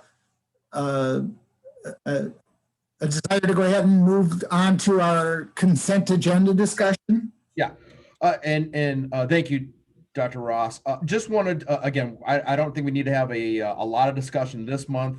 I did have discussion with both Dr. Ross and Ted. I put together a draft process for consent agenda use. And let me take a step back. We had some discussion about this a while back. Seems like COVID gets in the way of everything. So it's time now to start doing some of these things that we've been trying to get off the ground. And a consent agenda was one of them. Other health departments do use a consent agenda. Other nonprofits use a consent agenda. Actually, I think other private industries use consent agendas for boards. So it's not something new. And a consent agenda is really compressing the time that it takes to go through business. It does not preclude us from having specific discussion of any of that business inside of the consent agenda. But for example, a lot of the environmental reports, instead of what we do is go through each point, we would actually go ahead.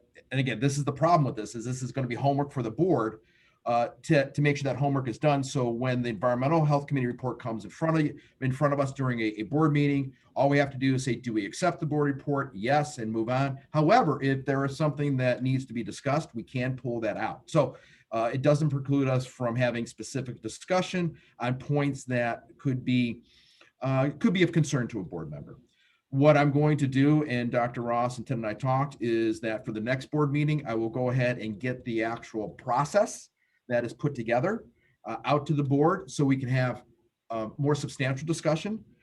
If we do want to go to a consent agenda, the process would be we'd have to have a bylaws committee meeting, make sure that's placed in our bylaws, vote on the bylaws, and then have training on the consent agenda and then move that forward. Again, I would think, and Dr. Ross or Ted, I know we had this discussion, but I would think maybe the soonest we could do something would be June, July on a consent agenda if we just decide to do that. So it's not something that's imminent, but it is probably still within the ability of the first half of the year to get underway. So again, I'll just go ahead and get that process out and for further discussion next month. This is Donna. I want to say now, and I'll look forward to the discussions. I still completely disagree with the consent agenda for our Toledo-Lucas County Board of Health.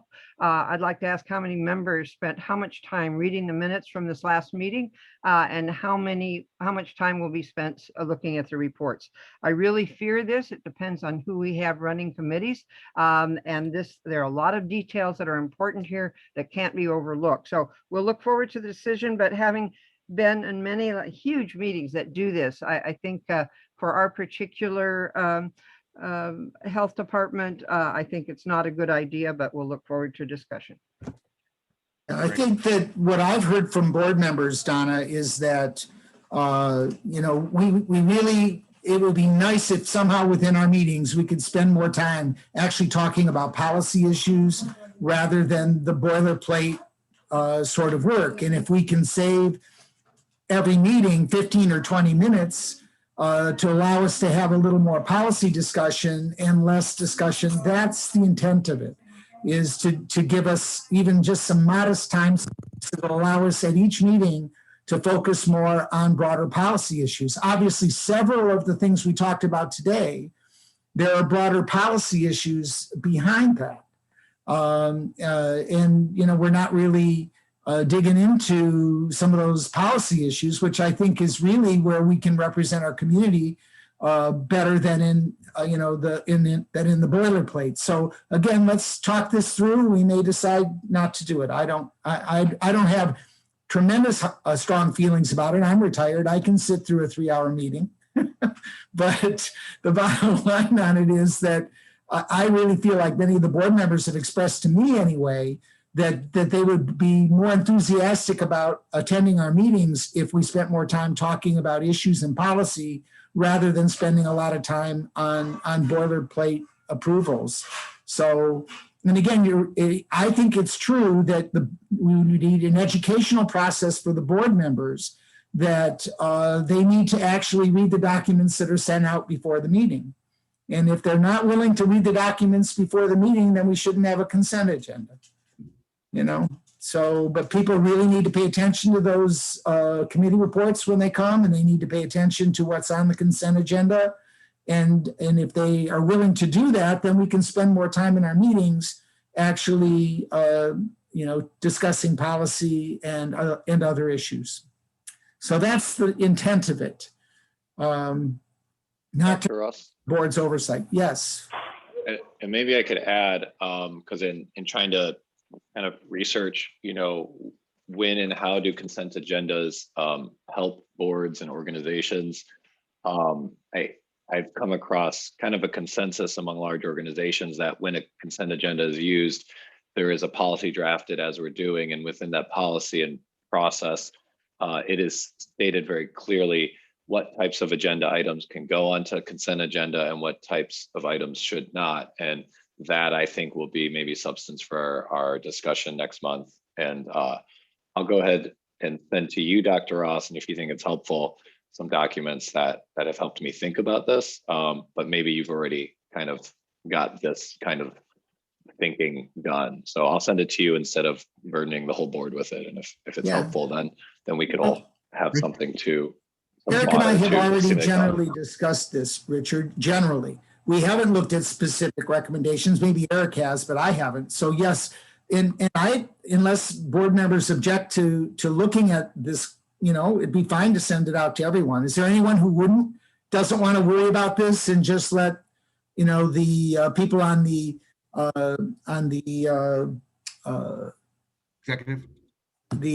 executive committee and or the bylaws committee worry about it? If everybody would like to see them, Richard, maybe they should be shared more widely. I don't know of any harm. They don't have to open the documents and read them. So maybe you share it widely. Yeah. Well, I agree with that. I thank you, Richard, for bringing that up. And this is Donna. And the having some choice of what happens. And Dr. Ross, when you say boilerplate items, I don't know much of anything that this Board of Health deals with that's boilerplate. It would be much easier. There are so many specific instances. Can we streamline it? Yes, but I'm very nervous about limiting what may come up. And because I'm very nervous about people having or taking the time to read this and getting policy updates, sometimes just within days or one day of our meeting, we would need those much, much sooner. I know you're all busy, but that's the way it's been. That's very important. So please, Richard, I'd like a copy. So let's go ahead and distribute it widely, Richard, so that we can read these things that you've come across. They might be helpful to all of us. Make sure you share it with Eric too, if you haven't already. And it'll be grist for the mill. And again, so we're looking at this over the next few months. It's not an emergency issue. But again, I've heard several times from several board members that, it's hard to sit through the board meetings when a lot of the stuff isn't really policy or issue directed, which is why they really have an interest in the Board of Health on the broader policy and other issues that might be something that they could have useful input on. So anyway, anything further on that, Eric, or shall we move the agenda? I think we can move the agenda. Okay.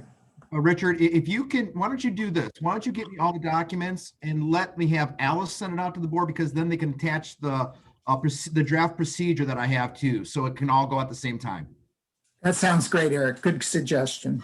So with Sure. Yeah, Thank and I'm not advocating for anything I'm sharing. I'm just kind of giving the board a quick opportunity to have something to read and to be able to think about this. So yeah, I look forward to what you guys have drafted and can't foresee much disagreement. All right. Thank you, Richard, for your spade work on this. And to you, Eric, for drafting some ideas about this. So let's see, further comments? You got a COVID update for us, Eric? Actually, I think we put in new board member concerns. So do you want to quickly talk about that? Well, I think that was, yeah, we did move it to this point in the agenda, didn't we? So let's return to that. The question about, we heard from Kevin Pittock that, this should be a public discussion about whether the board has some input or would like to try and have some input about the types of additional members that we'll need. We've got looming before us a couple of absences from the board that, we're going to need to replace. I had talked with Eric earlier and told him that I'm happy to put out feelers to some people. And I don't know how it harms us to put some names and reasons why we are presenting those names as people that we think as board members would make good contributions to the Board of Health into the future. And so unless there's some objection to that or we've got a legal issue, it just seems to me that we could be talking with Eric about it because he's going to need to go to the DA, or I guess the two appointments are both DAC appointments, right? Eric, the future absences from the board here. That is correct. Yeah, so we, it's something that Eric can then discuss with the DAC and have kind of from the board, a list of people that we might suggest be contacted for interest in this, from our own community connections. So that would be kind of my thought. Are there further thoughts about, let's openly right now take a moment to discuss the needs of the board a little bit, Eric. I mean, I think that one of the people that's going to be missing is somebody who had legal experience, right? And so with having heard from Fritz Byers that life is complicated and he's going to hang with us for a bit, but he's going to be leaving the board somewhere in the next couple of months. And, as soon as it is practical for it to be replaced. But I think having an additional attorney on our a board probably makes, not an additional, but having an attorney on the board probably makes sense. And so I would certainly entertain that as a notion. I don't know how others feel about that. Eric, do you have comments about other things where you have wished you had particular skills? I mean, adding Amr was something that we did talk about, having somebody with accounting background on the board. I think that was something that we all agreed we needed, having talked with Ted and the Audit Finance Committee folks. So do you have some ideas, Eric, about what you think would be particularly helpful to add to the skill set of members? Yeah, Dr. Ross, thank you. I definitely do believe that, we do need to add some diversity to our board. Oh, yes, thank you. Our Black and Brown community is not represented very well on our board. We've seen from the pandemic issues that there are still significant issues in our underserved communities. So I think that would be an important aspect to try to again fill spots on the board with individuals from underserved communities or those individuals that again from the Black and Brown community. If we're looking at skill sets, yes, an attorney would be great. I think we have a number of outstanding prosecutors, Kevin being one of them. So, our legal aspects are well represented, or we have skill sets that are available to us. But again, it's always nice to have an attorney on the board. I would suggest too that somebody who actually has run a business, to understand operations, to understand budgeting, to understand the nuances of actually having to look at personnel issues. Again, I think that is something, a skill set that we often do miss on the board.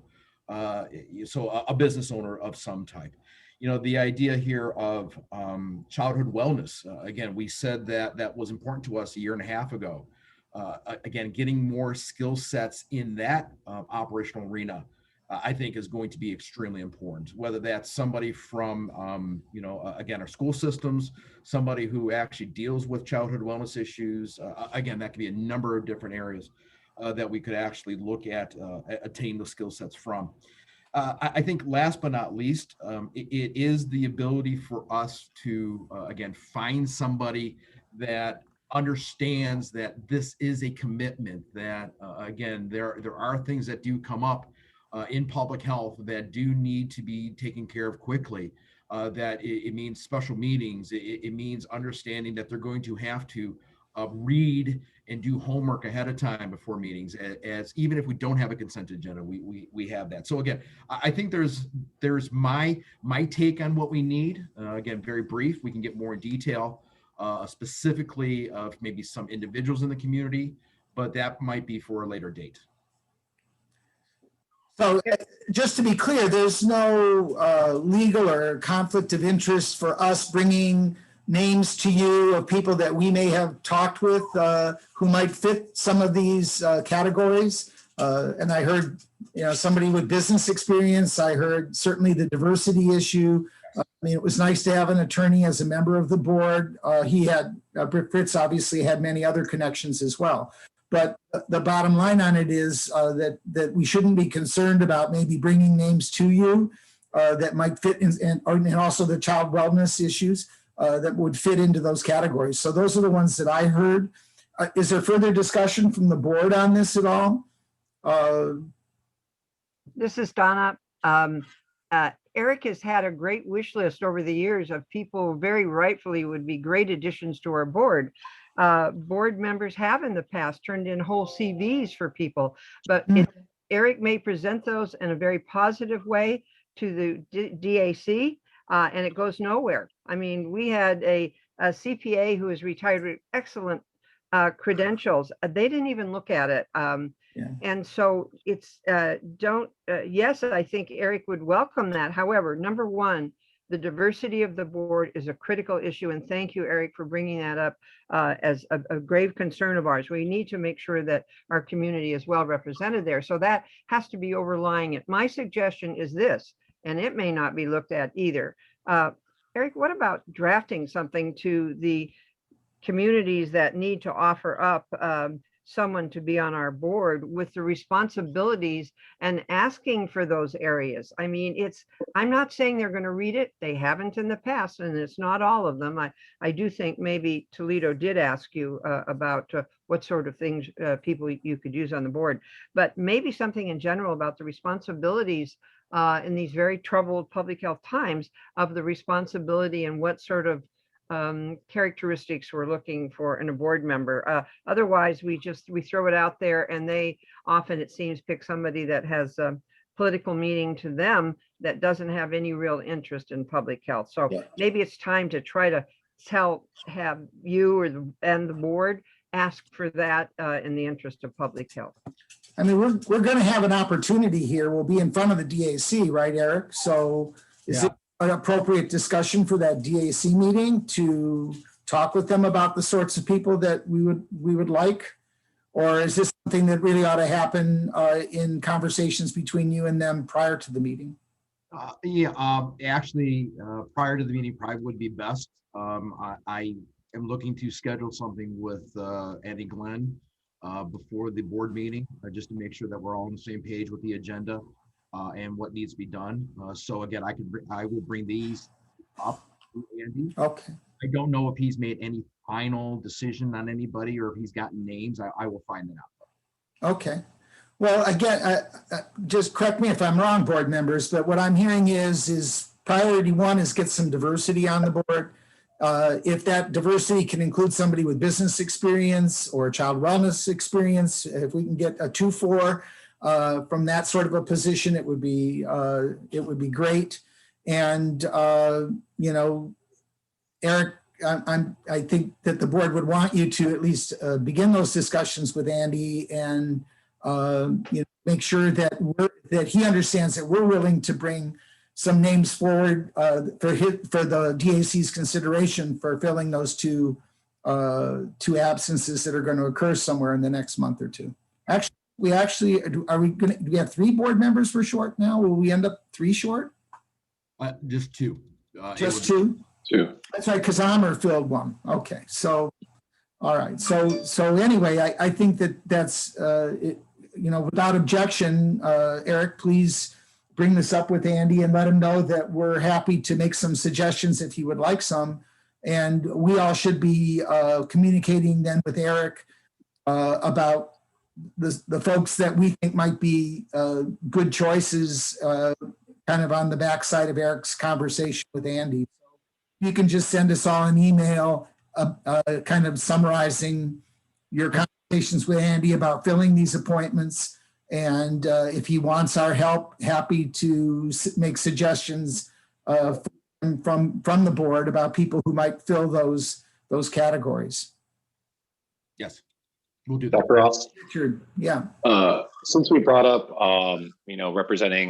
representing our underserved populations, I guess I can offer my input. I don't have a strong opinion or recommendation, but I fully acknowledge that my appointment to the board was at least probably in part a diversity hire.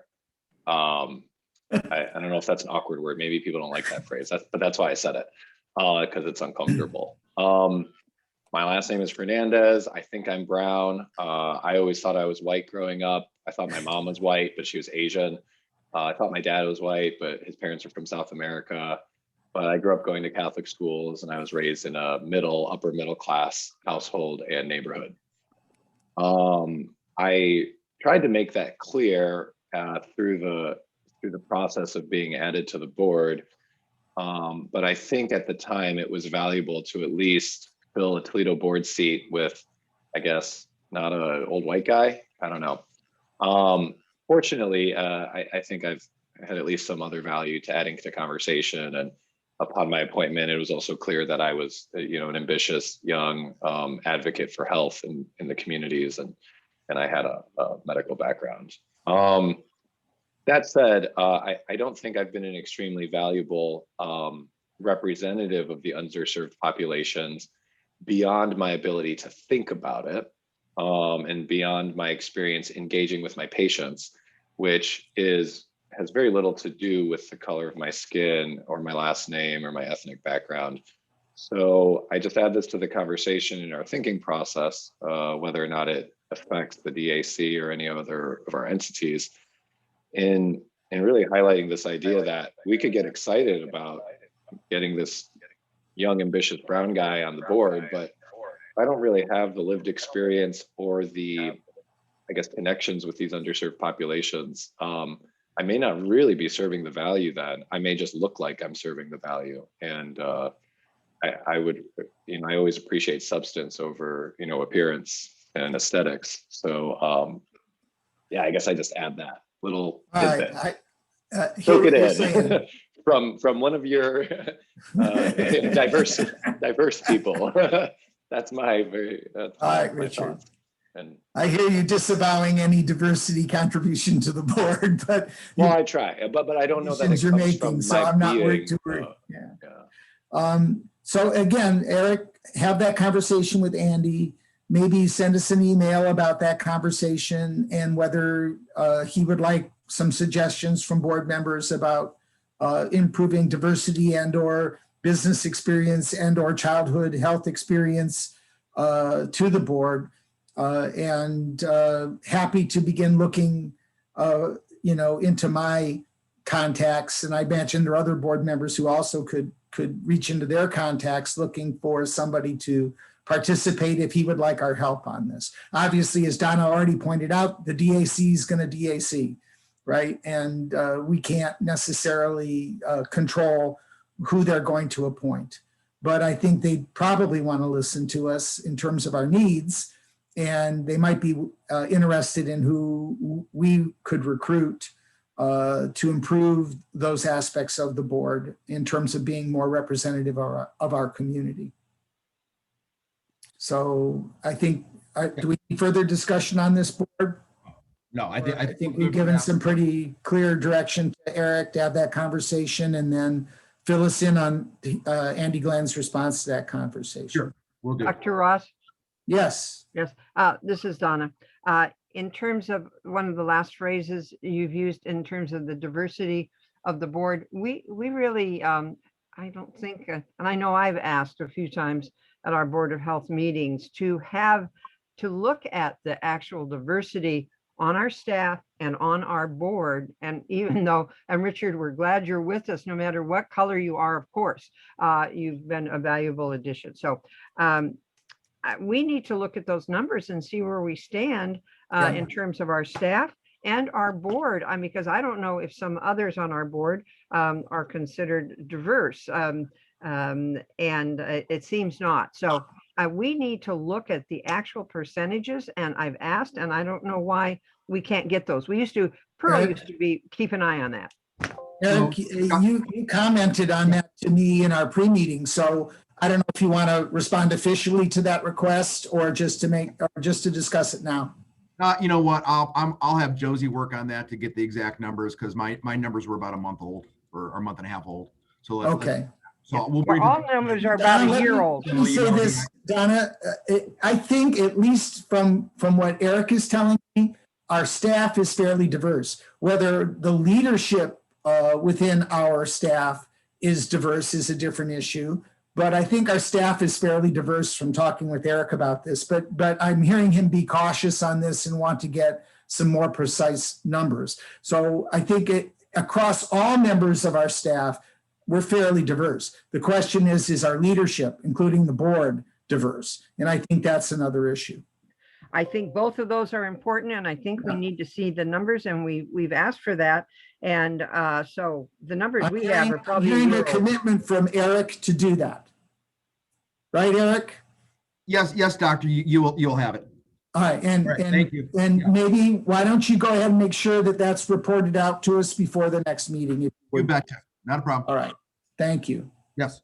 So I'll hold you accountable for that, Eric. All right. Not a problem, sir. I'll be on you because we've talked about this ourselves before. Yes. One more thing too. I am not. I actually was just like recently been U.S. citizen, so I'm not really white. I'm Middle Eastern. So just another diversity on the board. Thank you. Thank you. Yes. Appreciate that. Okay. I'm an 8th Middle Eastern, so.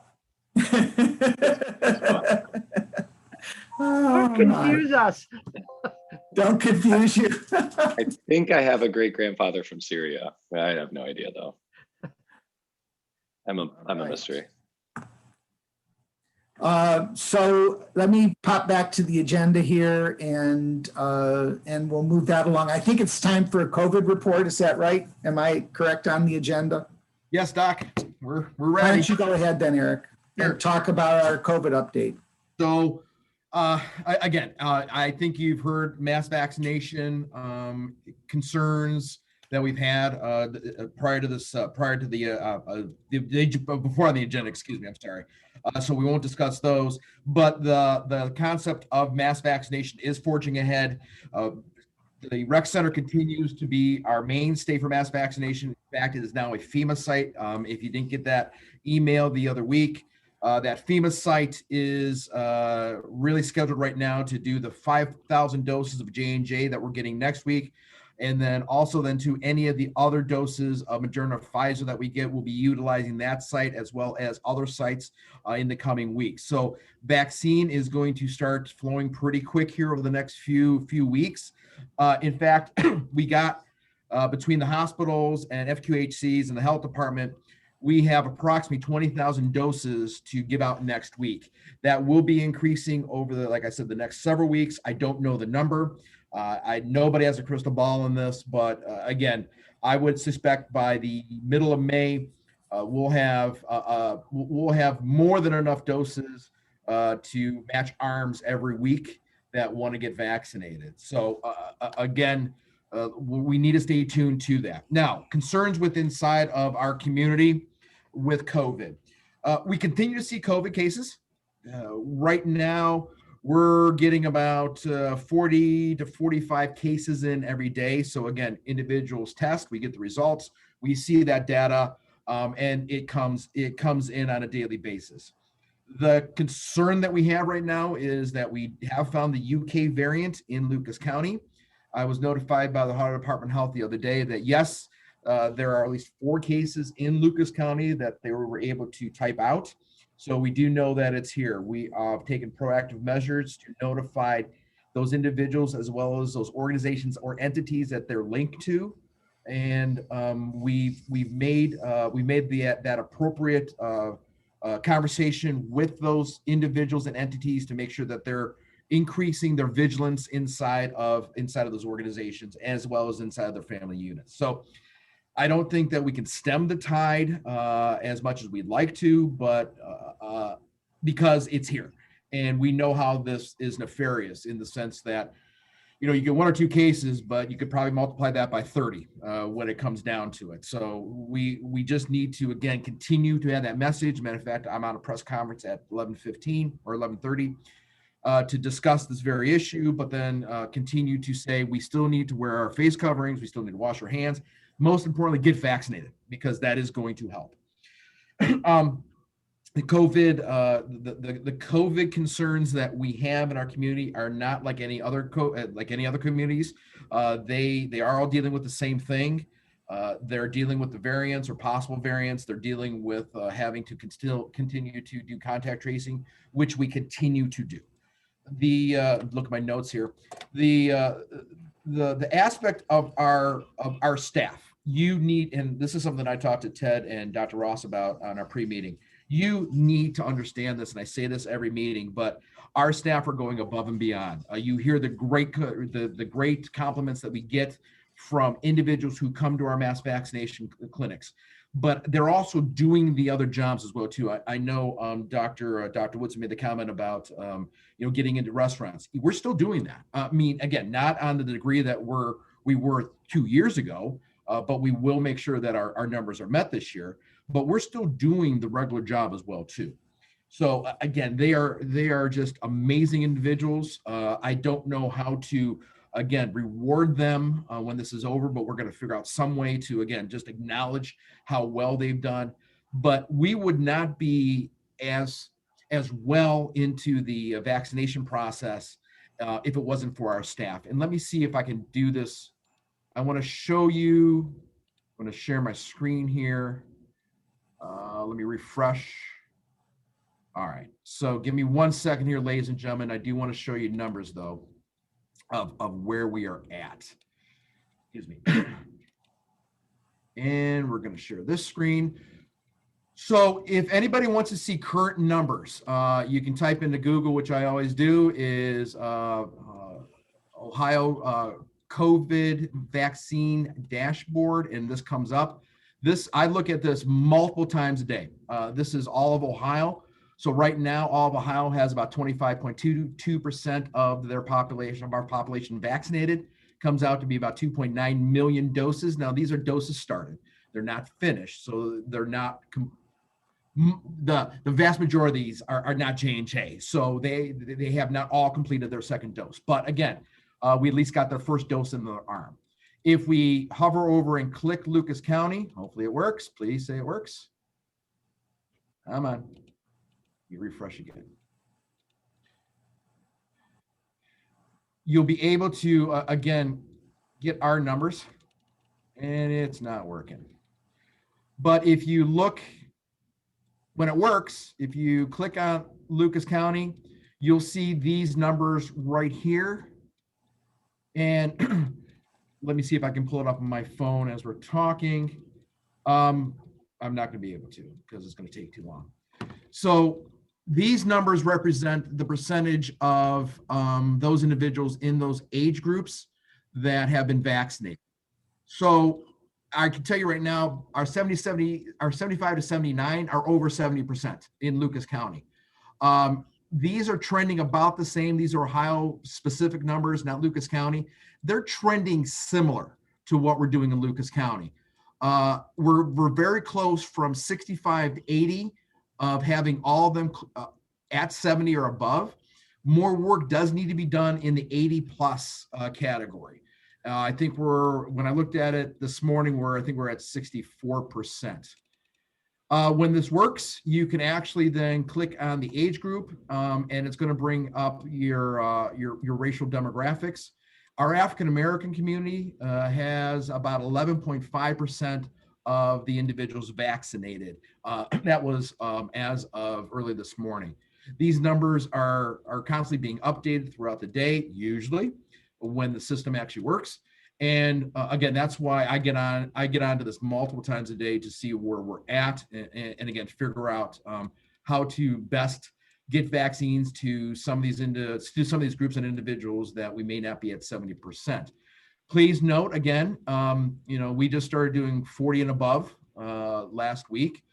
We will start doing 16 and above come Monday. And that is going to be the big push now, is that those younger individuals are going to be able to get vaccinated. And why do I say that's a big push? Because I'm going to be very interested to see what is the hesitancy rate of those lower age groups. I'm hearing different things. I'm hearing, the lower age groups, they want to get vaccinated. So that could mean that we could reach that 70%. In those lower age groups, but I'm also hearing, again, it's interesting. I'm also hearing, I don't think we're going to get vaccinated in those age groups. So the proof is going to be in the pudding, and that really does start next week to see how we're doing. Now, we're not going to have to wait as long as we've had to wait for these other age groups to show that percentage. Why is that? Because we are getting more doses in next week, as well as, like I said, in future weeks. So we're going to be able to get a better idea of what's happening. I will tell you this, our equity plan still is enacted. We're not moving away from that. Matter of fact, every week I meet with those in our Black and Brown community, in our underserved communities, several times a week in different Zoom calls, to make sure that, again, they are telling us what needs to be done. It's not us telling them how to get vaccinated, but it really is trying to understand those communities and what needs they have from us to make sure that they're getting shots in arms. A couple of ways we do this. Again, like I said, I give Dr. Pat several hundred doses every week to reach that section of the community. Other hospitals and other entities are having specific pods set up for our underserved communities. So again, we are getting doses out. You can imagine, though, the barriers that are involved. Actually signing up, how to get there. So the transportation. So we're trying to work on all of those things. Matter of fact, there's hopefully in the next week or so, we'll have a call center set up where individuals can call and they can help them get registered, ask questions. So that is going to be very helpful. If you didn't know, I worked with TARDA, and we were able to get a bus line out to the rec center, as well as specific appointments for communities that may not have TARDA bus lines in their communities, to be able to get them to the rec center. These are all good things.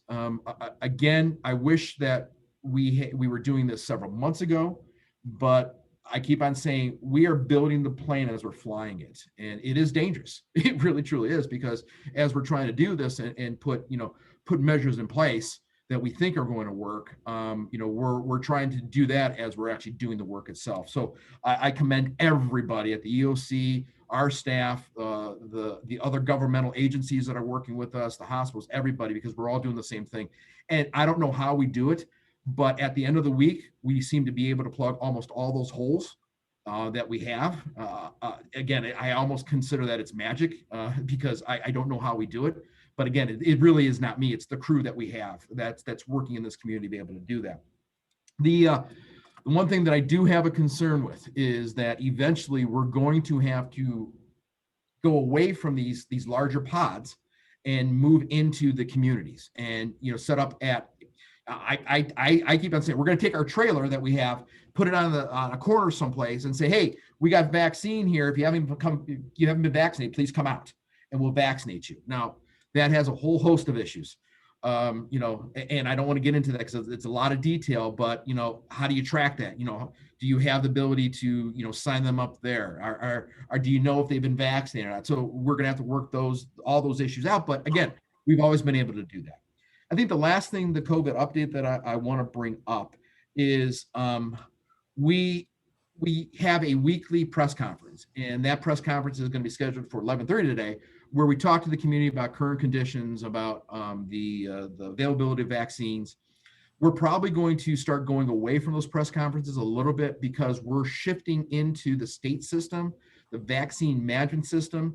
We're not going to be using Acuity as much as we have, which is the system that we use to schedule appointments. So we're not going to have to do as much building the plane, if you would, every week, because that's how we do it with Acuity. VMS, the vaccine management system, is going to be able to, again, handle most of that workload. So we'll be looking at when to actually approach the community with new information. And again, if we have to have a press conference every week, we will, but we're probably going to look to, again, curtail some of those. The VMS system, just real quick, we are, again, building the plane. So we're trying to figure out how to make this as easy as possible for those individuals to get on the VMS, because it's going to be a shift away from Acuity to VMS. But I will say VMS isn't the end all to be all. It doesn't have every bell and whistle that we would like to have. What it does do, though, is give people the ability to have options on where they go get vaccinated. So it's going to open up the ability to say, listen, yeah, I'm in Toledo, but there's really nothing here in Toledo, but Wood County has an appointment open. So they can actually look in Wood County without having to go to multiple sites. That is a barrier that's broken down. And the thing for VMS, at least for me, I think for Dave too, please pipe up here, Dave. Impact Sys is the system we've talked about before, but just real quick, Impact Sys is where we plug and chug all the data from, if you would, these sheets of paper that everybody fills out. You plug that into Impact Sys, and that downloads to the state system, and that's how we get all this great data. The problem is, Dave told me the other day, and when I was at one of the pods, I think we were able to do 3 an hour. So if you're doing 5,000 doses in a day, and they want you to actually download those in 24 hours, you can see the issue with that. But VMS automatically links the information that you plug and chug to VMS. So we don't have to worry about that as much anymore. That is my COVID update. Dave, I want you to pipe in anything that I missed, please. No, I think you have it covered pretty well, Eric. Just to comment on the Impact Sys, we find that during the day, there are so many people using it. That's why it takes so long. So we're having our staff do it in the evening and on the weekends where they can get multiple done in an hour. But during the day, it's almost useless for us to do. So if we move to this VSM system, it will be much, much better for us. And again, that takes stress off of our staff.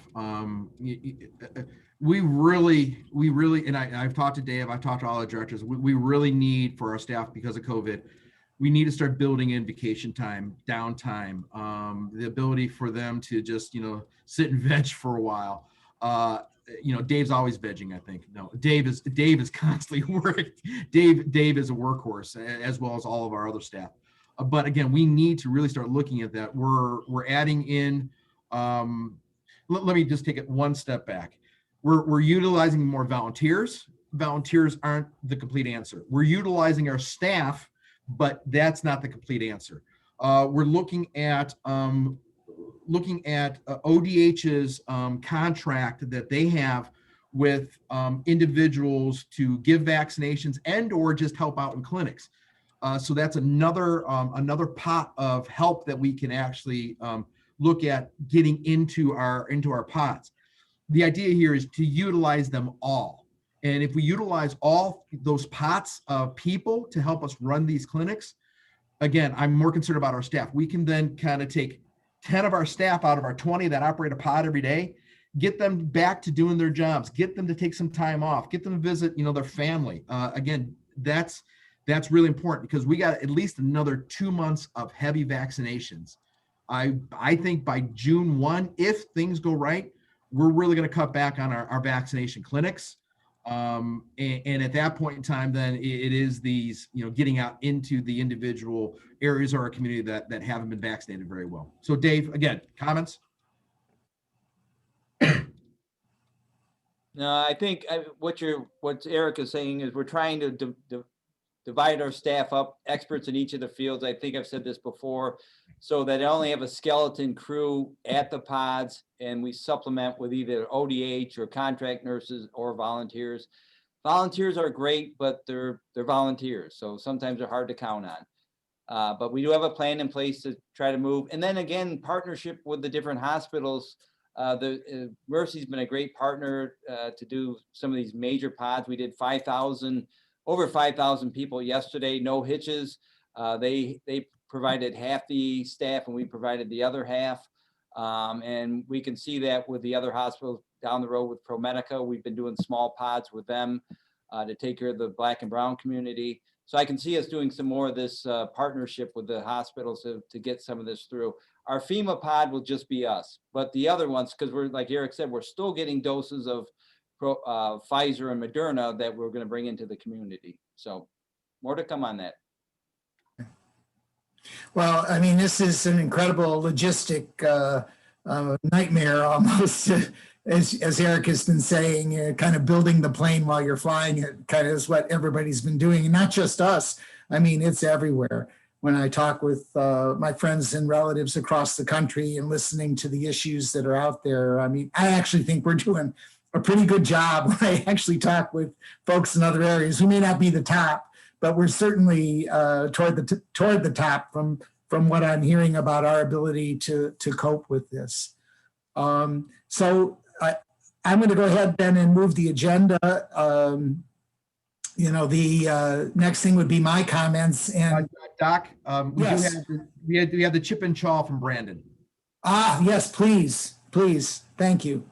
This is our community health assessment and plan. That's what chip and chaw is for those of you who aren't into the acronyms. Community health improvement plan is our chip, and community health assessment is our chaw.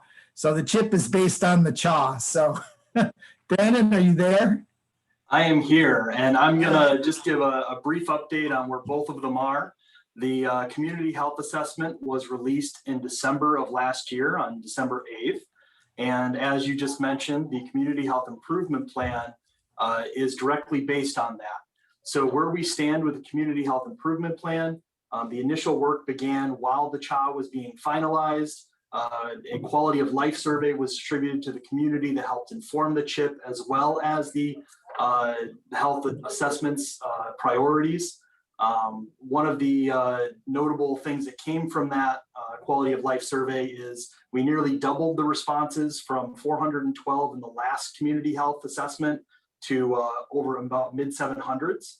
And we asked a COVID specific question, and more than 50% of all individuals replying indicated that mental health was impacted quite greatly by this pandemic, as we might expect. In terms of where we are in the process, the Healthy Lucas County Executive Committee has reviewed a Forces of Change assessment, a Themes and Strengths assessment, the local public health systems assessment, as well as the actual key findings from the community health assessment itself. All of those were reviewed to create a gap analysis, which in the last meeting, which was this week on the 23rd, that gap analysis was reviewed by the committee members, and a draft plan with the actual priorities that the community will focus on is due to be produced and reviewed in the April meeting by that committee. Okay, look forward to seeing those final deliberations, and anything that you think would be a heads up for us in terms of the direction of the improvement plan? Nothing that stands out to me immediately. There are some carryover priorities from the last health assessment and health improvement plan, which you would expect.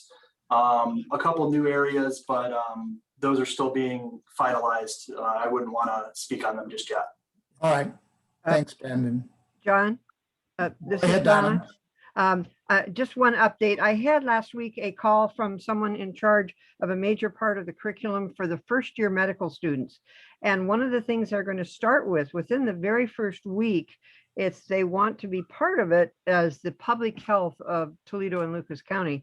And they weren't, the one person wasn't even much aware of the CHA nor the CHIP. And I don't blame her. She's not right in the middle of that. So I look upon that as an opportunity to really put forth our health department. It wouldn't take much time because we're only probably going to have 2 days to do this, but I look forward to that. That'll start in August. So it's a way of keeping the health department in the forefront of our medical students just starting off. They've always asked for this. When we had the 4th year of medical student elective, they've loved that. We've had to curtail that quite a bit because of COVID. But I'm delighted to hear that they're going to start. They always ask those students, why didn't we have this sooner? Now they're going to make it the first week. So I think we can start with the picture of the health department and get it off to a good start. So that will be upcoming.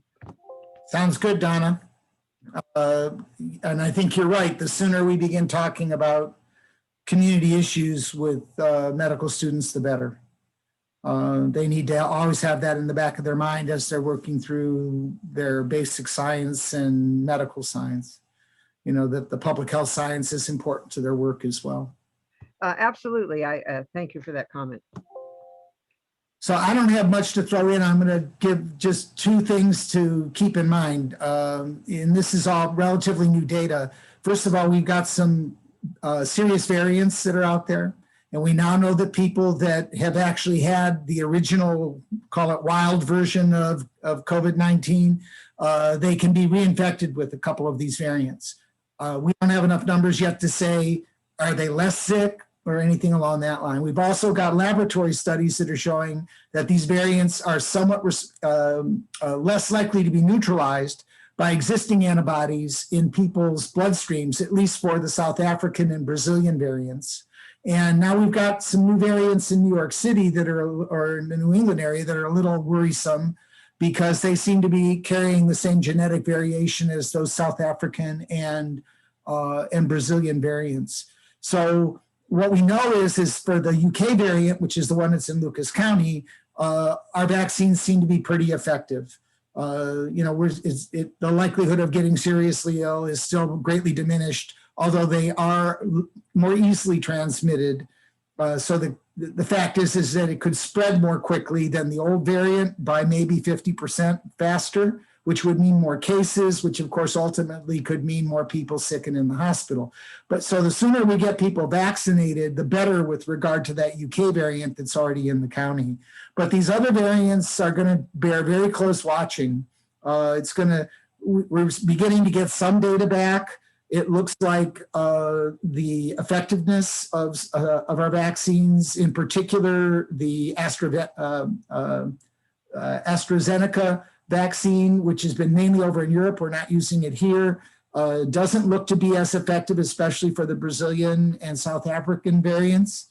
So that's an issue. It looks like Johnson & Johnson is better, but I haven't seen details on that vaccine. It looks like the mRNA vaccines are better, but they all have diminished effectiveness relative, but it doesn't look like that diminished effectiveness is leading to more serious cases with serious symptoms and hospitalizations and deaths, at least at this point. So, and the further you are past your second dose, with the mRNA vaccines, the less likely you are for those variants to make you sick. At least that also seems to be, you want to be 2 weeks out. So this all goes back to the fact that until we know more about these variants, we can't stop masking. We can't stop washing our hands. We have to continue to social distance. We can't be getting together by the thousands. All these things need to be communicated to the community as best we can, that there's still danger out there, especially with these new genetic variants that are popping up. And until we know more about them and how effective our current vaccines will be against them, people need to continue to take the precautions that we've taken right along. And I can tell you that in my conversations with intensive care physicians across the country, they're not seeing people dying of influenza. There's hardly any, touch wood, I'm knocking wood right now, influenza out there at all. It's the lowest year in decades for influenza.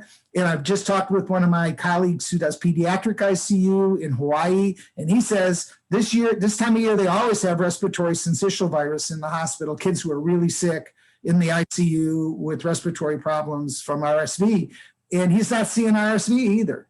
So this whole idea of wearing a mask, washing your hands, socially distancing when there are viral illnesses in the community, these things are helpful broadly.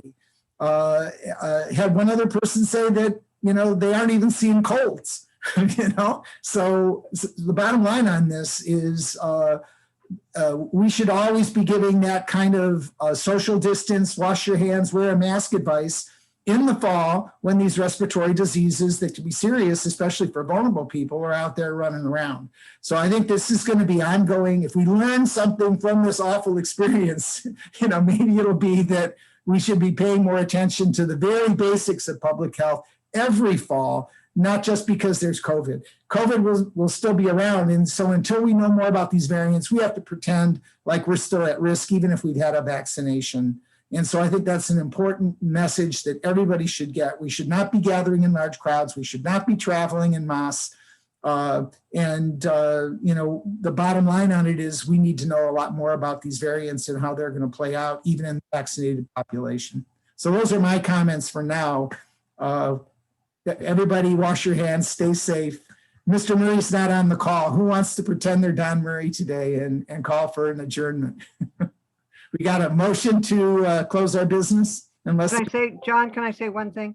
Sure. More about something associated, especially with our community, and that's lead levels. There have been some preliminary studies, which you have probably seen, that we're seeing there. Certain areas are seeing a significant increase in lead levels in children because they've been confined.